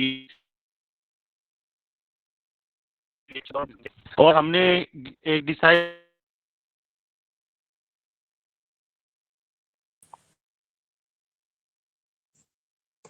आपकी प्रदीप जी नेटवर्क पे पुअर है आपका, हाँ।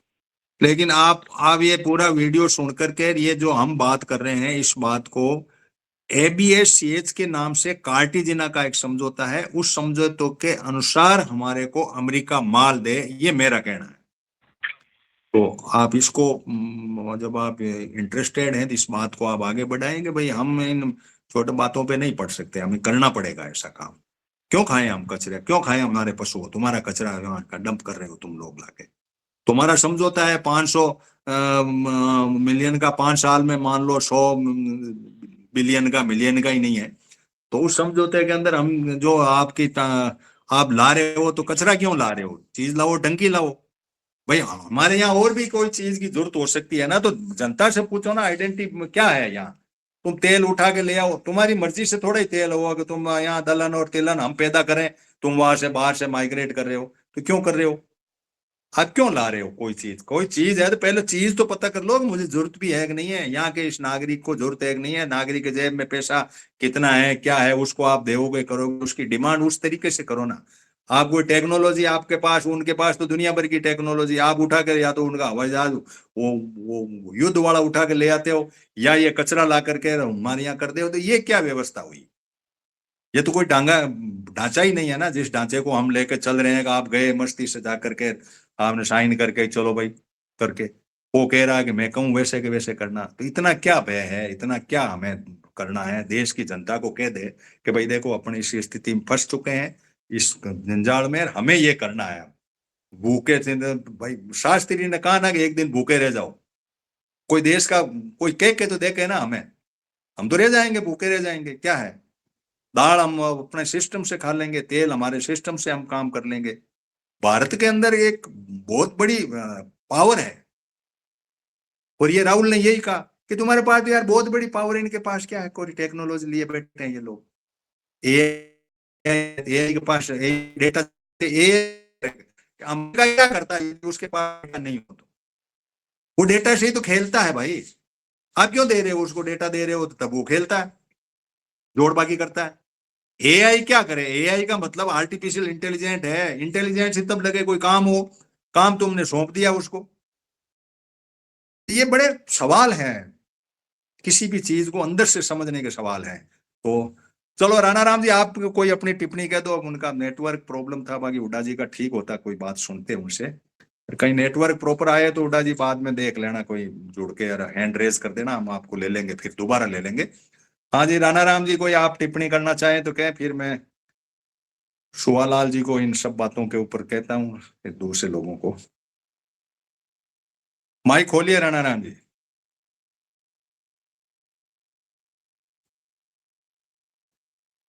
चलो कोई टेक्निकल प्रॉब्लम होगी।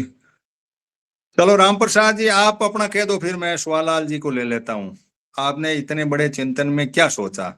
आप छोटा सा यदि कोई बगीचा लगा के बैठे हो, या कह दो हम जैविक खा रहे हैं, ये कर रहे हैं या ये कर रहे हैं, तो उसका रिजल्ट क्या है? कोई रिजल्ट नहीं है। आपको तो वो खाना ही पड़ेगा, आपके पशु खाएंगे तो वो तो आ गया आपके दूध में, सारा कुछ हो गया। ठीक है सर, आपकी बात, धन्यवाद आपको। मैं तो सर छोटे से लेवल पे काम कर रहा हूँ, आपकी बातें मुझे अच्छी लगी है, आगे भी मैं भेज रहा हूँ उनको, पढ़ रहा हूँ उनको।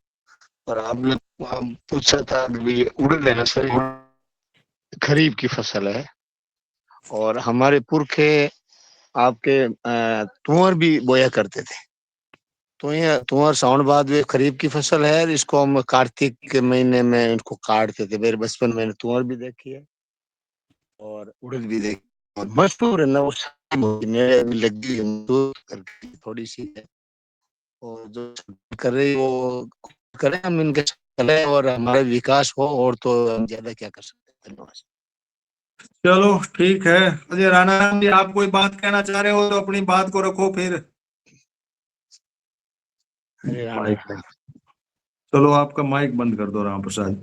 हाँ सुवालाल जी, अब आप स्टेप बाय स्टेप देश की दिशा दशा और बजट हमने लगभग आपने कवर होगा, क्योंकि इनकी माइंडसेट ये है कि हम बहुत बड़े विजन को लेके चल रहे हैं, और ये छोटे मोटे जो आप कर रहे हो ना, ये जी राम जी फलाना नहीं दिया, वो नहीं दिया, इसमें आप छोड़ो इन बातों को। हम इंफ्रास्ट्रक्चर वगैरह इस कर करा के करेंगे, देश को हमें विकसित बनाना है, उस दिशा में बढ़ रहे हैं। उस विकसित के अंदर ये अमेरिका वाली खाद अलग है, तो ये कैसे टांग अड़ाएगा, किस तरह से हमें विकसित बनने में रोकेगा, क्या करेगा, या ज्यादा बनाने में कोशिश करेगा। तो ये चलो धर्मेंद्र जी आप कह दो, फिर वो सुवालाल जी को ले लेता हूँ, क्यों अब अपने पास में मुख्य सुवालाल जी रहे हैं और आज जुड़े नहीं, रूपचंद जी के साथ नहीं जुड़ पाए। हाँ धर्मेंद्र जी आपने हैंड रेज किया, बोलिए। जो प्रदीप जी हुड्डा साहब है, वो बहुत अच्छे लीडर भी हैं और किसान नेता भी हैं और जीनियस पर्सन भी है। तो निवेदन उनसे थोड़ा रहेगा कि वो अपनी बात नेटवर्क में आकर के हाँ इस पे रखे, वो तो अच्छा एक मैं तो कह नॉलेज दिया मिल इनको जाएगी। कि भाई आप नेटवर्क में आ धन्यवाद। जाओ, जब भी जाओ नेटवर्क में तो अपनी बात को रखो। हमने जो बात रखी है उस बात को भी आगे आप देखो। इसमें जो मैं बात भले ही छोटी लगती हो, लेकिन बात बहुत बड़ी है। माल की चेकिंग पब्लिक शुरू कर दे, यूनियन शुरू कर दे कि ये कचरा ले जा वापिस, जा जाए। चीन हमने भेजा था जीरा, और हमारे 8 जहाज वापिस, 9 में से 8 जहाज रिटर्न होके आए थे चीन का। और मीटिंग हुई थी एक, उस मीटिंग में मैं भी गया था कि ये मत डालो, 9 तरह के वो तत्व थे उनको, ये मत डालो, वो मत डालो। तो वो तो खाते नहीं, सेफ्टी है उनकी, तो वो तो थोड़ा सा कचरा आते देते हैं। छोटा सा उदाहरण मैं आपको बताऊं कि यहाँ से मिलेट ईयर था, उस मिलेट ईयर में एक देश के अंदर, मेरे है जानकारी इसलिए मुझे जान बता, देश के अंदर क्योंकि समझौते होते हैं तो चलो मिलेट खरीदो, मिलेट खरीदो। उसने भी एक जहाज खरीद लिया, एक देश ने जहाज खरीदा, तो वहां कोई बाजरी खाने वाला था नहीं। बाजरी करीब 10,000 या 15,000 के बीच में कुंटल के भाव से खरीदी उन्होंने। वो पैसे वैसे होते हैं उनके, भाई ईयू का देश था। वहां जाने के बाद में उन्होंने कहा यार इसका क्या करें, अपने पशु वशु भी खाए नहीं करें, छोटा ही देश है, अपने की बीमारी समझौते होते हैं तो ले जाना पड़ता माल। तो ले गया, तो वहां उन्होंने कहा यार अब इसको ऐसा करें, महीने भर वो बोट पे ही पड़ा रहा, वो उस पे समुद्र तट पर, समुद्र तट पर। तो फिर इन्होंने के देशों को ट्रांसफर कर दिया, ये लिख दिया कि इसमें चूहे घुस के, इसलिए बायोसेफ्टी में फेल हो गए। अब बायो सेफ्टी का इन भारत को तो ओड़ में दिया नहीं कि तुमने यार ये बायो सेफ्टी भेज दिया, चलते ही यार कौन खाए इसको, इसलिए बायो सेफ्टी भेज दो। तो उन्होंने बायो सेफ्टी का रिजल्ट बढ़कर इनको इन्फॉर्म कर दिया, पैसे तो दिए इन्होंने, लेकिन चलो ठीक है, दक्षिणी अफ्रीका को ट्रांसफर कर दिया, अफ्रीका में वहां पे खपत हो गई, वहां कुछ गरीब देश है वहां भेज दिया। तो ये देशों के माल इधर से उधर आते हैं ना, ये बड़ा टेढ़ा काम है, ये तो छोटा मोटा काम नहीं है। लेकिन अब स्थिति जो भी है, चलो शिवालाल जी अब आप संभालो बागडोर और अपनी बात को रखो।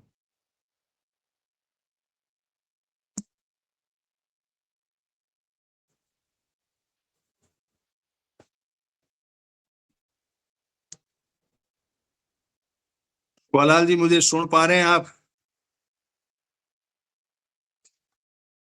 वरना मेरे तो फिर ये डायरी ये कागज इसमें से कोई पॉइंट मिलता है उसके पास 10 मिनट मेरा टाइम निकालो फिर।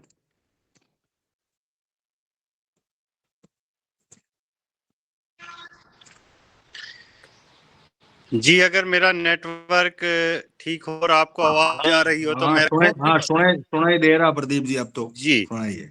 तो जैसा धर्मेंद्र भाई ने कहा और आप पूछ रहे हो, तो जो बातें आपने कही लगभग क्या 100% सत्य वही है। ये देशों की नीति दूसरे देशों में भेजना, क्या पता वहां खपत है, जो आपने बाजरे का भी बता, ये सत्य है। और कोशिश है कि अडानी ही इसको तेल पे कब्जा कर लिया इंपोर्ट करके, और वो करता रहे, इनका बिजनेस का मॉडल है। इस पे हम 22 मार्च को लखनऊ में कर रहे हैं और सबसे बात हुई चड़ुन्नी जी कुरुक्षेत्र में कर रहे हैं 23 तारीख को। जैसा आपने कहा कि हाँ, हम लोग भी क्या कर सकते हैं, हम चिंतन कर सकते हैं और विरोध कर सकते हैं। तो उसी दिशा में कदम बढ़ाकर सभी किसान यूनियंस को जोड़ रहे हैं। और अभी मैं बाहर जा रहा हूं, कहीं तो रास्ते में था, इसलिए नेटवर्क नहीं मिल पा रहा। और जैसे ही होगा तो आपसे तो हूं मैं संपर्क में ग्रुप के थ्रू, और वो तो जो भी अपडेट्स आएंगी मैं अपनी बातें वहां भेजा भी रहूंगा। और जैसा सभी साथियों का आदेश होगा उससे मिलकर हम इस लड़ाई को आगे लड़ेंगे। मेरा तो सिर्फ इतना चुनाव है कि कुछ क्लियो होते हैं जिसमें चाबी कहते हैं या वो पंच करने का एक तरीका होता है।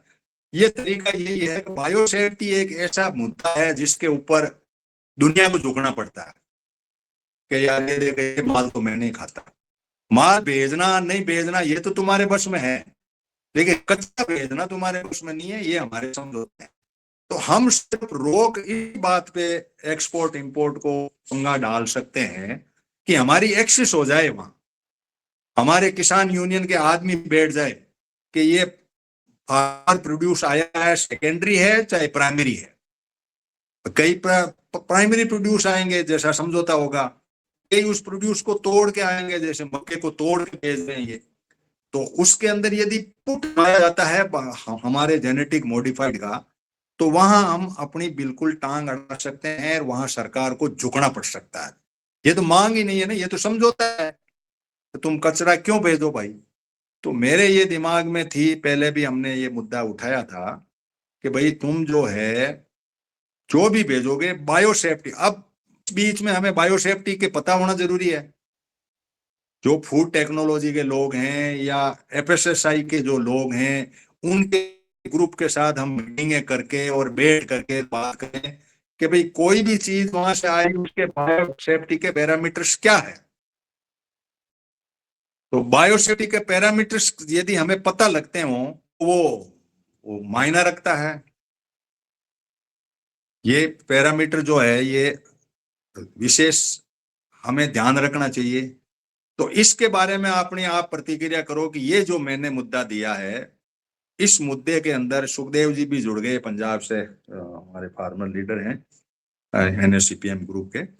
तो मुझे आप इस बात पे बताओ साहब, कार्टिजिना का समझौता, सुखदेव जी आप भी सुन रहे हैं, कार्टिजिना का जो समझौता है उस समझौते के अंदर ये बात है कि ABSCH के नाम से एक क्लियरिंग हाउस है। उस क्लियरिंग हाउस का, जैसे फूल कुमार जी को मैंने जॉब दिया था कि यार आप थोड़ा गूगल करना, मेरे बस का नहीं है, तो उन्होंने जो बात कही कि आपकी ये सरकार टू सरकार तो बायो सेफ्टी चेक करेगी, वहां रिश्वत से लेंगे गाता जोड़ी से लेंगे, वो उनका काम है, लेकिन पब्लिक की एक्सेस कैसे हो अब पब्लिक की एक्सेस में उसने जो बताया फूल कुमार ने, उस हिसाब से तो हमारी पूरी नहीं एक्सेस है। तो पहली डिमांड तो ये हो भाई, बायो सेफ्टी में हमारी 100% एक्सेस हो। हम माल खाएंगे, बाजार ठोक के खाएंगे, हमारे पशु खाए चाहे हम खाएं, ये बात हमारे क्लियर हो जाए। अब इसके बाद में हमें पता भी होना जरूरी है कि बायो सेफ्टी है क्या आखिर। ये हम यूं ही लेके बैठ जाएंगे, नहीं साहब ये तो कचरा है, तो हमारे कहने से थोड़ा ही कचरा हो जाएगा घोषित, उसके तो होंगे डेटा होंगे। तो वो डेटा भी हमें कुछ लोगों से कलेक्ट करने पड़ेंगे कि ये चीज आई वहां से और इस चीज के ये पैरामीटर है। जैसे BIS होता है, इंडियन स्टैंडर्ड का है, उसी तरह से FSS का या फूड का जो भी है, तो इनके अंदर जो भी जो एग्रीटेक का सिस्टम है, उस सिस्टम में कौन सी चीज खानी चाहिए नहीं खानी चाहिए। हमारी चिंता जेनेटिक मॉडिफाइड की है कि कोई भी चीज को प्राइमरी जो प्रोड्यूसर को 2 टुकड़ों में करके आप भेज दो पशुओं के लिए, और एक तरफ दूसरी चीज भेज दो, तो वो तो क्या है कि जो एथोलिन पॉइंट ऑफ व्यू से आएगा, जो वो आएगा, तो उसका तो कोई मतलब नहीं बायो सेफ्टी से, वो तो एथोलिन है मिल गया कर गया, उसके तो काम जम गया। वो कचरा भी हमें भेजना चाहता है, वो जो है पशुओं को भेजने के लिए। तो वहां तो हम कह सकते हैं कि उसका एसेंस के पता करेंगे भाई है, या हमारे पास वो एपरेटस ही नहीं हो चेक करने के, तो हम क्या चेक करें, उसमें आ गया कचरा बोरी में डाल के, उसने बांटा दे दिया, हमने पशुओं को खिला दिया। तो ये जब आती है ना, तो इससे अंदर क्या है कि बहुत अच्छी टांग, बाकी तो होती है मांग कि आप मत लाओ मत लाओ, तो हमारे पास इतना सामान नहीं कि लाएंगे साहब, ये तो देशों के समझौते हैं, इंटरनेशनल समझौते हैं, तुम्हारे कहने से थोड़ी रुकते हैं। लेकिन इस समझौते में ये तो है ना, कार्टिजना में तुमने बैठ के तय किया था कि बायो सेफ्टी पॉइंट, अच्छा ये EU का नहीं ले रहे, चाइना का। मैंने कहा ना कि हमारा चाइना में जब ये जीरा गया तो वापस आए जहाज, नहीं लिया बायो सेफ्टी तुम्हारा, वो उसमें केमिकल ज्यादा मिल गए, कुछ टेस्टिंग किया वापस आ गया। तो हम इन बातों पे ऊपर भी गहराई से ध्यान करें, ताकि ये एक ऐसी चाबी है जिसके अंदर इन लोगों का प्रेशर बनता है सरकारों पे। तो या तो वो ढंग का माल भेजे, और नहीं भेजे तो हमें हम क्यों खाएं जेनेटिक मॉडिफाइड का कचरा। ये सवाल है। तो इस बात को आप लोग यूनियन के लीडर हो, इस बात को जब आपका जो भी 22 मार्च को जो भी हो रहा है, कितने लोग आएंगे क्या आएंगे, तो उनके बीच में ये बात हो भाई, जो भी चीज आए हम इसको चेक करने की एक्सेस मिल जाए। ये मांग तो मामूली है ना। लिखा है पब्लिक का मतलब क्या है भाई, कहां तक एक्सेस है। जैसे फूल कुमार ने कहा कि एक्सेस है लेकिन पूरी नहीं है, कोई सुझाव नहीं दे सकते, या आप रिजेक्ट नहीं कर सकते, या आप देख सकते हो कि ये माल आया।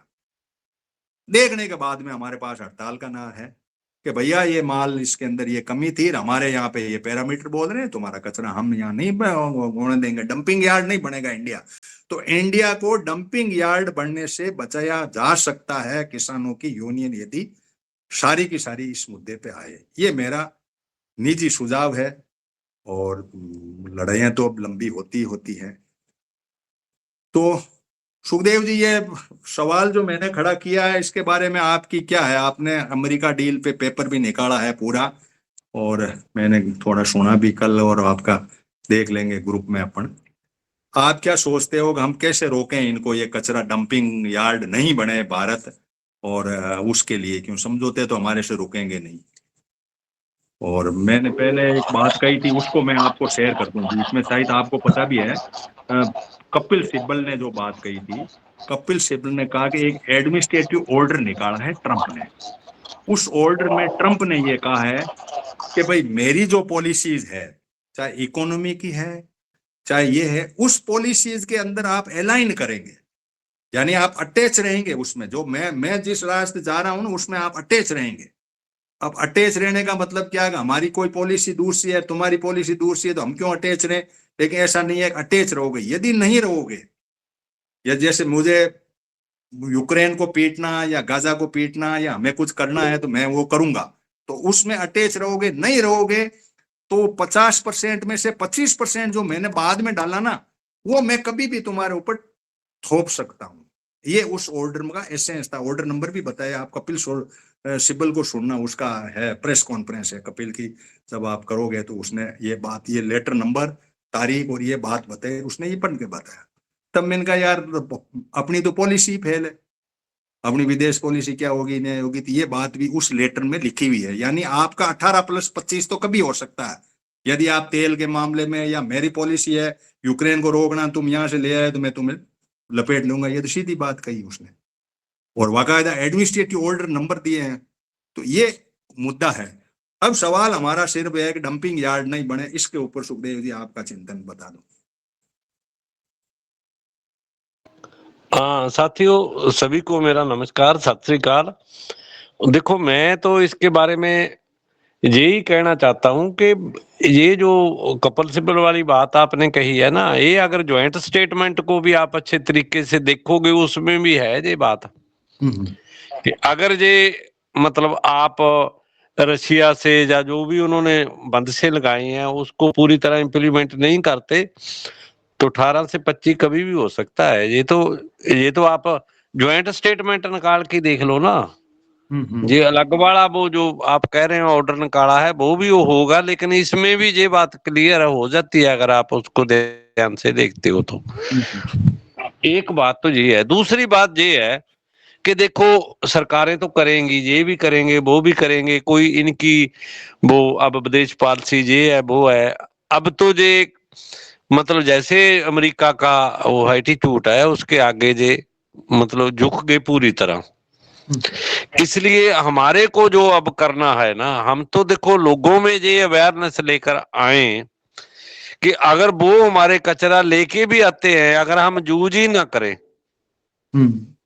हम वो देखो ये दो किस्म की खड़ी लेकर आएंगे। देखो, एक तो ये जब सोया तेल आ गया तो सोया खली भी आ गई नाल, इसका मतलब सोया ही आ गई ना। दूसरी बात ये है कि वो वहां की 95% सोया है वो जीएम, इसलिए जीएम तो जब तेल खाएंगे हम वो खाने के लिए तैयार हैं, तो पशुओं को डालने में कैसे हम इग्नोर कर सकते हैं फिर। इसलिए मेरा कहना तो ये है कि ये जो भी प्रोडक्ट देंगे, अगर लोग थोड़ा सा अपने आप को अवेयर कर लें, वो खरीदे ही मत यार। ये ठीक है, करते रहे समझौते, वो अपने पास रखी रखें। अगर मार्केट में थोड़ा सा सुखदेव जी आपको रोक रहा हूँ कि कार्टिजिना का समझौता तुमने किया, किसान यूनियन ने और सारे मिलके यदि वहीं रोक दे के कचरा यही, तो वहां तो हमारे पास पावर हुआ ना। नहीं, वो बात ठीक है आपकी, पर बात ये है ना कि वो तो 2000 का है कार्टिजिना वाला समझौता, तो वो तो 2000 में हुआ था, 2004 में वो इम्प्लीमेंट हुआ। लेकिन ये बात तो ये है ना, अब इन्होंने जो लेटेस्ट किया है वो चलेगा, तब वो ना 2004 वाला थोड़ी चलेगा अब। नहीं, प्रोटोकॉल है साहब, प्रोटोकॉल का मतलब नहीं, यही होता है कि जिन वो लोगों ने ठीक है साइन बात किए हैं, रेटिफाई तो वो लॉन्ग रन तक मानने के लिए, जब तक उसमें कोई जब आप ही अपना इंजीनियर साहब, जब आप ही कह रहे हो कि वो कह रहा है जो मैं कह रहा हूं मुंह से निकल रहा है वो ही ऑर्डर है। अच्छा। जब ट्रंप ये कह रहा है, अब वो तो किसी चीज को वो कहता मैं तो बाहर निकल गया, कर लो क्या कर लोगे उसका। वो उस मेरा मानना ये है, ठीक गलत एक अलग बात है, कि इन पे उतना प्रेशर काम नहीं करेगा जितना प्रेशर हम लोग खुद चेतन रूप में डालेंगे। जैसे मैं एक एग्जांपल आपको देता हूं कि जो सेब यूएसए से आएगा, वो हमारे हिमाचल वाले सेब का और हमारे कश्मीर वाले सेब का टेस्ट में उसका कोई मुकाबला नहीं है, वो बेकार टेस्ट है। अगर हम ये कह के यार हम क्यों खरीदें इसका टेस्ट ही नहीं किसी काम का, ये क्यों खाएं। इसलिए ये जो भी माल लेकर आएंगे ना, वो उसका स्टैंडर्ड जो होगा वो बिल्कुल ही डाउनग्रेड स्टैंडर्ड होगा। इसलिए हम वो डाउनग्रेड स्टैंडर्ड वाली चीजें क्यों खरीदें। हम अपनी लोगों में इतनी अवेयरनेस आए ना कि यार उन्होंने अपने को और अपने मतलब बच्चों को अगर सुरक्षित रखना है तो जीएमओ का तो हमें विरोध करना ही पड़ेगा ना। वैसे भी जीएमओ कैसे आ जाएगी जब तक हमारे ये लॉ तो है कि जीएमओ आ ही नहीं सकता हमारे। बस बात ये है। अब वो उसी लॉ के तहत ही तो वो लॉ भी है, लेकिन जीएमओ आ भी रहा है। वो आ कैसे रहा है, वो बैकडोर आ रहा है। बैकडोर क्या है जी, खाने वाला तेल जीएमओ आ गया। हाँ हाँ। हाँ, वो बैकडोर भी क्या है, नहीं, कल ही एक जीएमओ आ एक गई। एक मैं और आपको थोड़ा इंटरवेन कर रहा हूँ सुखदेव जी के। जी जी ट्रंप जी। ने अपने देश में आने के लिए तो अपनी कर दिया कि भाई मैं तो नहीं मानता, चाहे WTO हुआ कुछ भी हो, जैसे भारत कह दे कि मैं तो भाई प्रोटोकॉल होने के बाद में आप उस पे सिग्नेचरी हो और रेटिफाई भी संसद ने किया है, तो आप जब तक उस पे बाहर नहीं निकलते तब तक आप उसके, चाहे WTO हो चाहे कार्टिजना हो, आप उसके मेंबर हैं ना, आप उसको मानना चाहिए। अब कोई कहते हम नहीं माने, या तो भारत सरकार के कि मैं तो इसको नहीं मानता, तो हम अपनी लड़ाई को शुरू करें। तुमने मानना है तो बायो सेफ्टी देनी पड़ेगी। तो ये दो फ्रंट है हमारे पास, एक आप वाला फ्रंट ओके है, एक वो भी फ्रंट है कि तुम साइन, भाई वो तो खुला कह रहा है ना, या मोदी कहते कि नहीं मुझे कार्टिजना वार्टिजना की बकवास नहीं माननी, मैं तो मेरी मर्जी से करूंगा, जो माल आएगा लेऊंगा। तो हम लड़े थे मोदी से, भाई तुम कैसे लेगा ये कचरा, हम लोगों को मना कर देंगे, तू कचरा यहाँ डंप नहीं करेगा।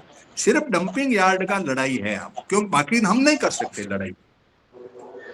नहीं, हाँ सर। वो तो देखो, वो बात तो अब भी मोदी के खिलाफ हो सकती है ना, हाँ कि हम तो कार्टिजना के साइन किए हुए हैं, हम कैसे ले आएंगे, हम हाँ बायो सेफ्टी को कैसे इग्नोर कर देंगे। बिल्कुल। अब देखो ना, वो उन्होंने कहा कि उनके पास 9000 टाइप के बैरियर हैं अपने हेल्थ को सेव करने के लिए, हमारे पास 600 है, हम तो 600 भी नहीं लगा रहे। बात तो ये है ना कि जब हमारा जो, जिसको हमने सिर पे बिठा लिया, वो ही हमारे इंटरेस्ट को सेव, मतलब जिसकी ड्यूटी है, सरहद पे बैठा है जो हमारी पे, वो ही अब उनके साथ मिलके वो हमारे खिलाफ ही काम करने लग गया, तो लोगों को सोचना पड़ेगा। इसमें लोगों की अवेयरनेस के बगैर, लोगों की मूवमेंट के बगैर मेरे को कोई और तरीका समझ में नहीं आता। कि जैसे कुछ लोगों को लगता था कोर्ट में चले जाओ, फलाना, SIR में भागे, कोर्ट में क्या कर लिया बताओ ना, कोर्ट में क्या किया, क्या अब तक किसी बात पे अभी तक 370 वाला डिसीजन नहीं किया कि 370 तो तोड़ दी, लेकिन एक स्टेट को 2 हिस्सों में कैसे बांटा जा सकता है, ये अभी भी मतलब पेंडिंग पड़ा है सुप्रीम कोर्ट में, कि आप ड्यूटी कैसे बना सकते हो स्टेट की, ये कॉन्स्टिट्यूशन में ही नहीं है। इसलिए ये बात तो ये है ना, जाओगे तो जाओगे कहाँ। इसलिए हमारे पास जो ऑप्शन लग रही है हमें, मेरे को तो देखो यही लग रही है कि लोगों के पास ही जाना पड़ेगा। अगर लोग थोड़ा मोटा इसमें कोई इंटरवेंशन करेंगे अपनी अपनी मूवमेंट के जरिए, तो बन सकता है कुछ ना कुछ, चलो वरना धर्मेंद्र मेरे जी, मेरे आपके को नहीं लगता कि जी धर्मेंद्र मोदी जी या कोई और कुछ हमारा किसान कर यूनियनों से देगा। जुड़े हुए लीडर हैं धर्मेंद्र जी। जी। धर्मेंद्र जी आप क्या सोचते हो, सुखदेव जी ने सुझाव दिया, मैंने भी सुझाव दिया, दोनों ही सुझाव कारगर है, कोर्ट भी हमारे लिए एक नहीं करना। तो एक्चुअली ये तो बड़ा सस्ता सा है कि लोगों को अवेयर करो, पीपल्स मूवमेंट करो, यूनियन के लोग हैं इनके बीच में करो, अरे मत लो ये चीज, कचरा मत खरीदो, ये तो कर ही सकते हो। क्या टिप्पणी है आपकी? सुवालाल जी भी फिर मैं देता हूँ लगे जुड़ते हैं तो। सर का सुझाव उचित है। हमें इसको थोड़ा हम अलग तरीके से करें तो जरूर इसमें सफलता मिल सकती है कि भाई हम इसमें किसान का नाम न लेकर के आम आदमी से रिलेटेड यूनियन बनाएं या ऐसा कुछ ग्रुप बनाएं, और उसके जरिए हम जनता में अवेयरनेस, उसके जरिए यदि बाई दी वे हम किसान होकर के बात रखेंगे तो हमारी बात नहीं सुनी जाएगी, क्योंकि और हमारा जो कंज्यूमर है ना, हमें उसको समझाना पड़ेगा ना। ठीक बात। मेन बात ये है। धन्यवाद सर। हाँ, ये खैर सुखदेव जी की पीपल्स मूवमेंट की बात कर रहे हैं कि ये पीपल्स में मूवमेंट लाना पड़ेगा, लेकिन कोई ऐसा पीपल्स का मूवमेंट और ऑर्गेनाइजेशन या इस तरह के कोई संगठन है नहीं। इन्होंने तो अपने तरीके। नहीं, हाँ इसमें सारा हम कोई ऐसा, मतलब जो हमारे उपभोक्ता हैं उनका ही फ्रंट बना सकते हैं, उसमें हमें क्या दिक्कत है। हाँ बिल्कुल सही। उसमें कोई दिक्कत ही नहीं है ऐसी, कि जो कंज्यूमर कोई फॉर्म बना सकते हैं हम, कि यार हम कंज्यूमर फॉर्म की तरफ से आपके पास आए हैं, बताओ ये कैसे हमारे लिए फिट है। बिल्कुल ठीक है, क्योंकि अब यह क्या यूनियन वाले में कहते हैं तो किसान तो बरगला रहे होंगे, नेता आ जाए तो कहते हैं ये तो बेवकूफ बना रहे होंगे, तो कंज्यूमर खुद जो यूज करने वाला आदमी है वो कहेगा जी मुझे कचरा नहीं खाना, और इसके पैरामीटर भी लिए जाए, पैरेलल काम भी किया जाए कि भाई ये कचरा है, डंपिंग यार्ड नहीं बने। सुवालाल जी आप यदि जुड़ पा रहे हो तो देख लो, कहीं में बिजी हो तो अलग बात है, आप नॉर्थ ईस्ट का लंबा एरिया है। और कोई साथी किसी का कोई सुझाव हो?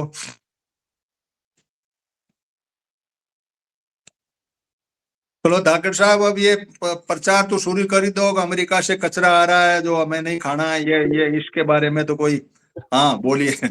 इसके बारे में तो अपने लगता ही नहीं कुछ, ये जैसा इन्होंने कहा। जब WTO करार किया है तो भारत सरकार ने पहले साइन कर दिया, उसके बाद में अमेरिका ने अपने संसद में एक संशोधन किया कि WTO एग्रीमेंट और अमेरिकी संसद के विषय में कभी टकरार होगी तो अमेरिकी संसद का निर्णय अंतिम होगा। तो इस क्लोज की वजह से अमेरिका हर बार बचता है कि वो किसी WTO को शर्त नहीं माननी है तो वो कह देता है कि भाई मैं तो ये समझौते से बाहर हूँ, मैं तो ये हूँ, मेरी संसद का ये देख लो। और उसके बाद में उसने साइन किया, और हिंदुस्तान ने या 176 देशों ने पहले साइन कर दिया तो वो भी है, और इन्होंने फाइलें भी करीब करीब सबकी बना रखी है, तो फिर इसका भी भुगतान जनता को ही करना है। और हमारे यहाँ कानून थोड़े कमजोर रहे। भाई वो तो देखो, सुखदेव जी ने कह दिया ना कि भाई उनके तो पैरामीटर्स हैं 9000, अपने हैं 600। अपने लोग जिसके लिए भरोसे बैठे हैं कि अच्छा खाएं, वो कहे जहर खाए तो खा लो, वैक्सीन करा लो तो करा लो। ये जो बाया फार्मा की बात कर रहे हैं, फार्मा की बात कर रहे हैं, तो वो दूसरा जो केमिकल फार्मा पूरा का पूरा नकली पड़ा है ना मार्केट में, उसको खा लो। हम तो बड़े खाने कुछ भी कर लेना, हमारे पैरामीटर्स तो FSSAI का सर्टिफिकेट तो 500-2000 रुपए में कुल मिलता है, कोई भी चीज किसी को खिला दो। अब स्थिति ये है कि हम उस बायोसेफ्टी के अंदर अवेयर ही नहीं है। हमारा उपभोक्ता बड़ा अपनी मस्ती में है, अपने टेस्ट रखता है, स्वाद लगा, अच्छा लगा, ठीक नहीं लगा, यही पैरामीटर है उनके। नहीं, उस स्थिति पे हमें अवेयरनेस तो देनी पड़ेगी ना। नहीं, अमेरिकी माल अगर यहाँ बेचना होगा तो फिर ये कहेंगे ये जो दूध है उसमें ये क्लोरोफॉर्म है, ये बैक्टीरिया है, ये इससे ये बीमारी हो रही है, इससे ये नुकसान हो रहा है। जैसे हिंदुस्तान में जो रिफाइंड तेल डंप करना था इनको 1999-2000 के दशक टाइम में, तो इन्होंने डॉक्टर साहब, मैं एक चीज बताऊं आपको, दूध के मामले में संसद के बात बता रहा हूं मैं ये चीज। भारत का एक बूंद भी दूध, वर्ल्ड में सबसे ज्यादा पैदा करने वाला, तो एक बूंद भी दूध विदेश में जाता नहीं है, निर्यात नहीं होता। उसके लिए रीजन हमने जब संसद में पूछा गया तो कहा कि हम बायोसेफ्टी पॉइंट ऑफ व्यू से थन नहीं धोते या ढंग से, दूध के प्रोडक्ट तो जाते हैं या छोटे छोटे जगह भले ही हम भेज दें, ये नेपाल जैसे को भले ही भेज दे चुपके से, वैसे बायोसेफ्टी पॉइंट ऑफ व्यू से वर्ल्ड में भारत का कोई दूध नहीं ले रहा है। अब बताओ कैसे माने हम, है ही नहीं, जबकि फर्स्ट हैं हम दूध पैदा करने के अंदर। ये हर बार संसद में बात आती है कि हम फर्स्ट हैं, और फर्स्ट से हम क्या करें, दूध तो बाहर जा ही नहीं रहा तुम्हारा। दूध तो बाहर क्यों नहीं जा रहा कि दूध के जो मैक्सिको वगैरह ये बड़े कंट्रीज हैं, उन लोगों के वहां आदमी नहीं है, तो उन लोगों ने दूध को बैन करना, अपने दूध को सेट करने के लिए क्यों कचरे में बनाए करने। तो अपने देश का हित अपने तरीके से सोचा जाता है। इतना दूध, इतना किसान की मेहनत, इतना सब कुछ, अब बायोसेफ्टी कहाँ घुसी। सर एक बात इसमें ये भी हो सकती है कि हम नॉन टैरिफ बैरियर लगाएं। वो हम लगा सकते हैं अगर लगाना चाहें, कि जैसे उनका दूध आ रहा है, उनका उनके दूध के बारे में ये बात तो है ना कि जो भी उनके वो आ गए जहां वो बुच्चड़ खाने जिसको हम बोलते हैं, वहां से वो ब्लड लेके और वहां से वो मतलब नॉन वेज है। बिल्कुल आपकी 100% बात सही है कि जो दूध है ना बुच्चड़ खाने का मिक्स होकर के अपने भारत में बिक रहा है। वो हम मतलब एक नॉन टैरिफ बैरियर ये लगा सकते हैं ना कि आप वाला कोई भी दूध और दूध का प्रोडक्ट, हमारे लोग नॉन वेज नहीं खाते, हम वेजिटेरियन है ज्यादातर, 100% आपकी बात वो लगा सकते हैं। लेकिन लगाने वाला हो ना, बात तो बहुत है हमारे पास भी, लगाए कौन। बस बात यही है, दूध वाली बात सही है कि ये बायोसेफ्टी की लगाए, तो तुम्हारी सेफ्टी को हम क्या करें, इसके अंदर तो तुम तो गुजर खाने के हिसाब से इसमें कुछ मिक्स कर रहे हो। फिर ये होता है मिक्स, ये तो डेटा बोलते हैं ना, रियल में होता है जी। हाँ वही तो बात है ना, तो इसको क्या करें बताओ। हाँ आजरा जी बोलिए, आप दोनों फटाफट बोलो, अब टाइम कम है, 5 मिनट ही है मेरे पास। हमारे सामने बड़ी समस्या, जैसे सर ने कहा कि वो जो गायें हैं उनको मांस खातिर वो दूध है, उसी हिसाब से हाँ यहाँ कैसे कहते हैं कि भाई बने। मगर सबसे बड़ी समस्या ये है कि ये जो हिंदुवादी संगठन है ना, ये आवाज सिर्फ उन्हीं की सुनी जा रही है, और यदि उनमें से कोई भी ऐसा संगठन नहीं है जो किसानों का सपोर्टर हो, क्योंकि वो सब किसानों की बर्बादी के लिए ही पूरी प्लानिंग उनकी बर्बादी के लिए। तो इसका हमें कोई ना कोई ऐसा तोड़ निकालना पड़ेगा जिससे हम ये चीज समझा सके। धन्यवाद। गौशालाएं इनके पास है, सारे दूध गौशालाओं से ये बेचते हैं, और इनको ये है ना गौशालाएं इनके पास ही है। चलो जो भी होगा, अभी तक लोगों को पता ही नहीं है कि कैसे दूध आता है वहां के, उस दूध में कचरा क्या मिलाया जाता है ये तो पता ही नहीं ना। ये तो कल इनकी मीटिंग थी, उसमें भी सुना, जैसन वगैरह ने कई बात की और लोगों से मैंने सुना, तब पता लगा कि भाई बायोसेफ्टी तो अलग है तुम्हारे, इसके अंदर ये मिल रहा है, इसको देखो ना तुम। तो हम तो नॉन वेज खाते ही नहीं है, तो वेज है दूध तो हमारे यहाँ, या तो घोषित करो इसमें। लेकिन ये लोगों को तक की बात नहीं है ना, मानने को ही तैयार नहीं होंगे कई, तो कहने नहीं नहीं करके साहब आपके क्या है, ये तो वो उसको ही नहीं मानते हो, जयपरी फेपरी वाली बात कोई। तो इसको किसको कहें, बात यही है ना, सुखदेव जी कहे वो कहें। हाँ तो डॉक्टर साहब कुछ कहना चाह रहे हो, बोलो।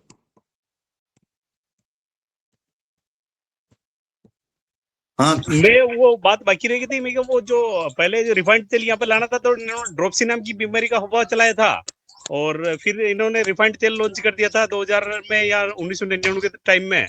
तो इस प्रकार ये जो इनका जो अमेरिकी माल बेचना होगा, तो ये कोई न कोई तरीका लगा, अगर पेड मीडिया तो इनका है ही, तो ये नहीं, लोगों के उपभोक्ता हमारा अवेयर नहीं है ना। डबल नहीं, रिफाइन उपभोक्ता वाले में को नहीं 12 केमिकल मिलते हैं, सिंगल वाले में 7 मिलते हैं, किसने देखा, जबकि रिफाइन की जरूरत ही नहीं है, खा रहे हैं लोग।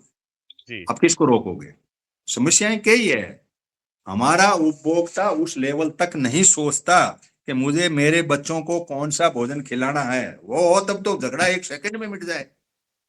हम जी। क्या करें, अवेयर जिस आदमी को खाना है उस आदमी को अवेयर करने की क्या जरूरत पड़ेगी, उसको होना चाहिए यार ये तो नहीं खाता मैं तो कचरा है, यूं ही बस वो तो। अब पाम ऑयल का पूरा मार्केट पड़ा है ना आपके सामने, घी का जी। हाँ। पूरा पाम ऑयल पड़ा है आपके सामने, और दुनिया के जो, और अजीनोमोटो साल्ट 50 देशों में बंद है, जापान का पेड़ है उसके अंदर, तो अजीनोमोटो साल्ट पूरे 5 स्टार सारी होटलों में अजीनोमोटो साल्ट चल रहा है, और आपकी नमकीनें वगैरह सब में अजीनोमोटो साल्ट है जो आपके माइंड को करते हैं। लेकिन हम उन बातों, अच्छा बाकायदा लिखा हुआ उस पे, वो उसका केमिकल नेम है अजीनोमोटो का, वो लिखा हुआ है। मैंने भी कई चीजें की स्टडी की, तो पता लगा कि बड़े अलमस्त हैं हम लोग, और उसी लाइन के हम रहना चाहते हैं। इसके आगे हमारे पास में सोच हम कर नहीं पाए, क्योंकि प्लेटफॉर्म ही ऐसे बन गए ना, हम इकट्ठे होकर डिस्कशन करना हमारे बस का ही नहीं है, और करेंगे तो बेतुकी बातों का डिस्कशन कर लेंगे, जो डेटाबेस भी नहीं होगी, ऑथेंटिक भी नहीं होगी। जैसे सुखदेव जी ने कहा ना कि भाई हम लड़ाई करने के पहले उनका जॉइंट स्टेटमेंट को पढ़ लें। अब जॉइंट स्टेटमेंट पढ़े ही नहीं, यूं ही लट लेके खड़े हो जाए, उसने ये कहा, उसने यार किसी ने क्या कहा, इस ये आकर के अपनी कोई पत्रकार सवाल पूछता है, वो टेढ़ा पूछता है तो उसका टेढ़ा जवाब मिल जाता है, तो हम उसको लेके पकड़ लेते हैं।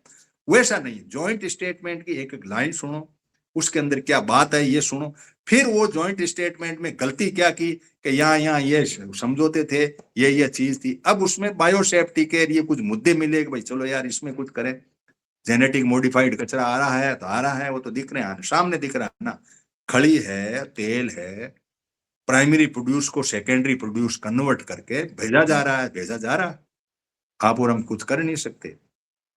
अब इसके अंदर हमारे बैरियर यही है कि एक तो हमारा कार्टिजेने का समझौता है, एक जनता की अवेयरनेस है, जनता का मतलब है उपभोक्ता हो। अब उपभोक्ता इतना बड़ा तंत्र है कि इसके अंदर हम कुछ ऐसे लगे कि इन लोगों को अवेयर करेंगे, भाई देखो ये चीज है, इसको देखना, सावधानी से खाना, ये बात तो आ ही सकती है ना, तब हमारी खेती पनपती है। हम प्राकृतिक खेती की जो बात करते हैं, नेचुरल फार्मिंग की बात करते हैं, तब पनपती है। सब एक्सपोर्ट पे लगे हुए हैं, ट्रेड वार की दुनिया है, पैसे सबको चाहिए, दुनिया जाए बाढ़ में, मरे जिसको मरे। भारत एक ऐसा है जहां जनसंख्या है, और जनसंख्या के अंदर जो भी है, जो मरे जिए किसको परवाह, किसको भय नहीं।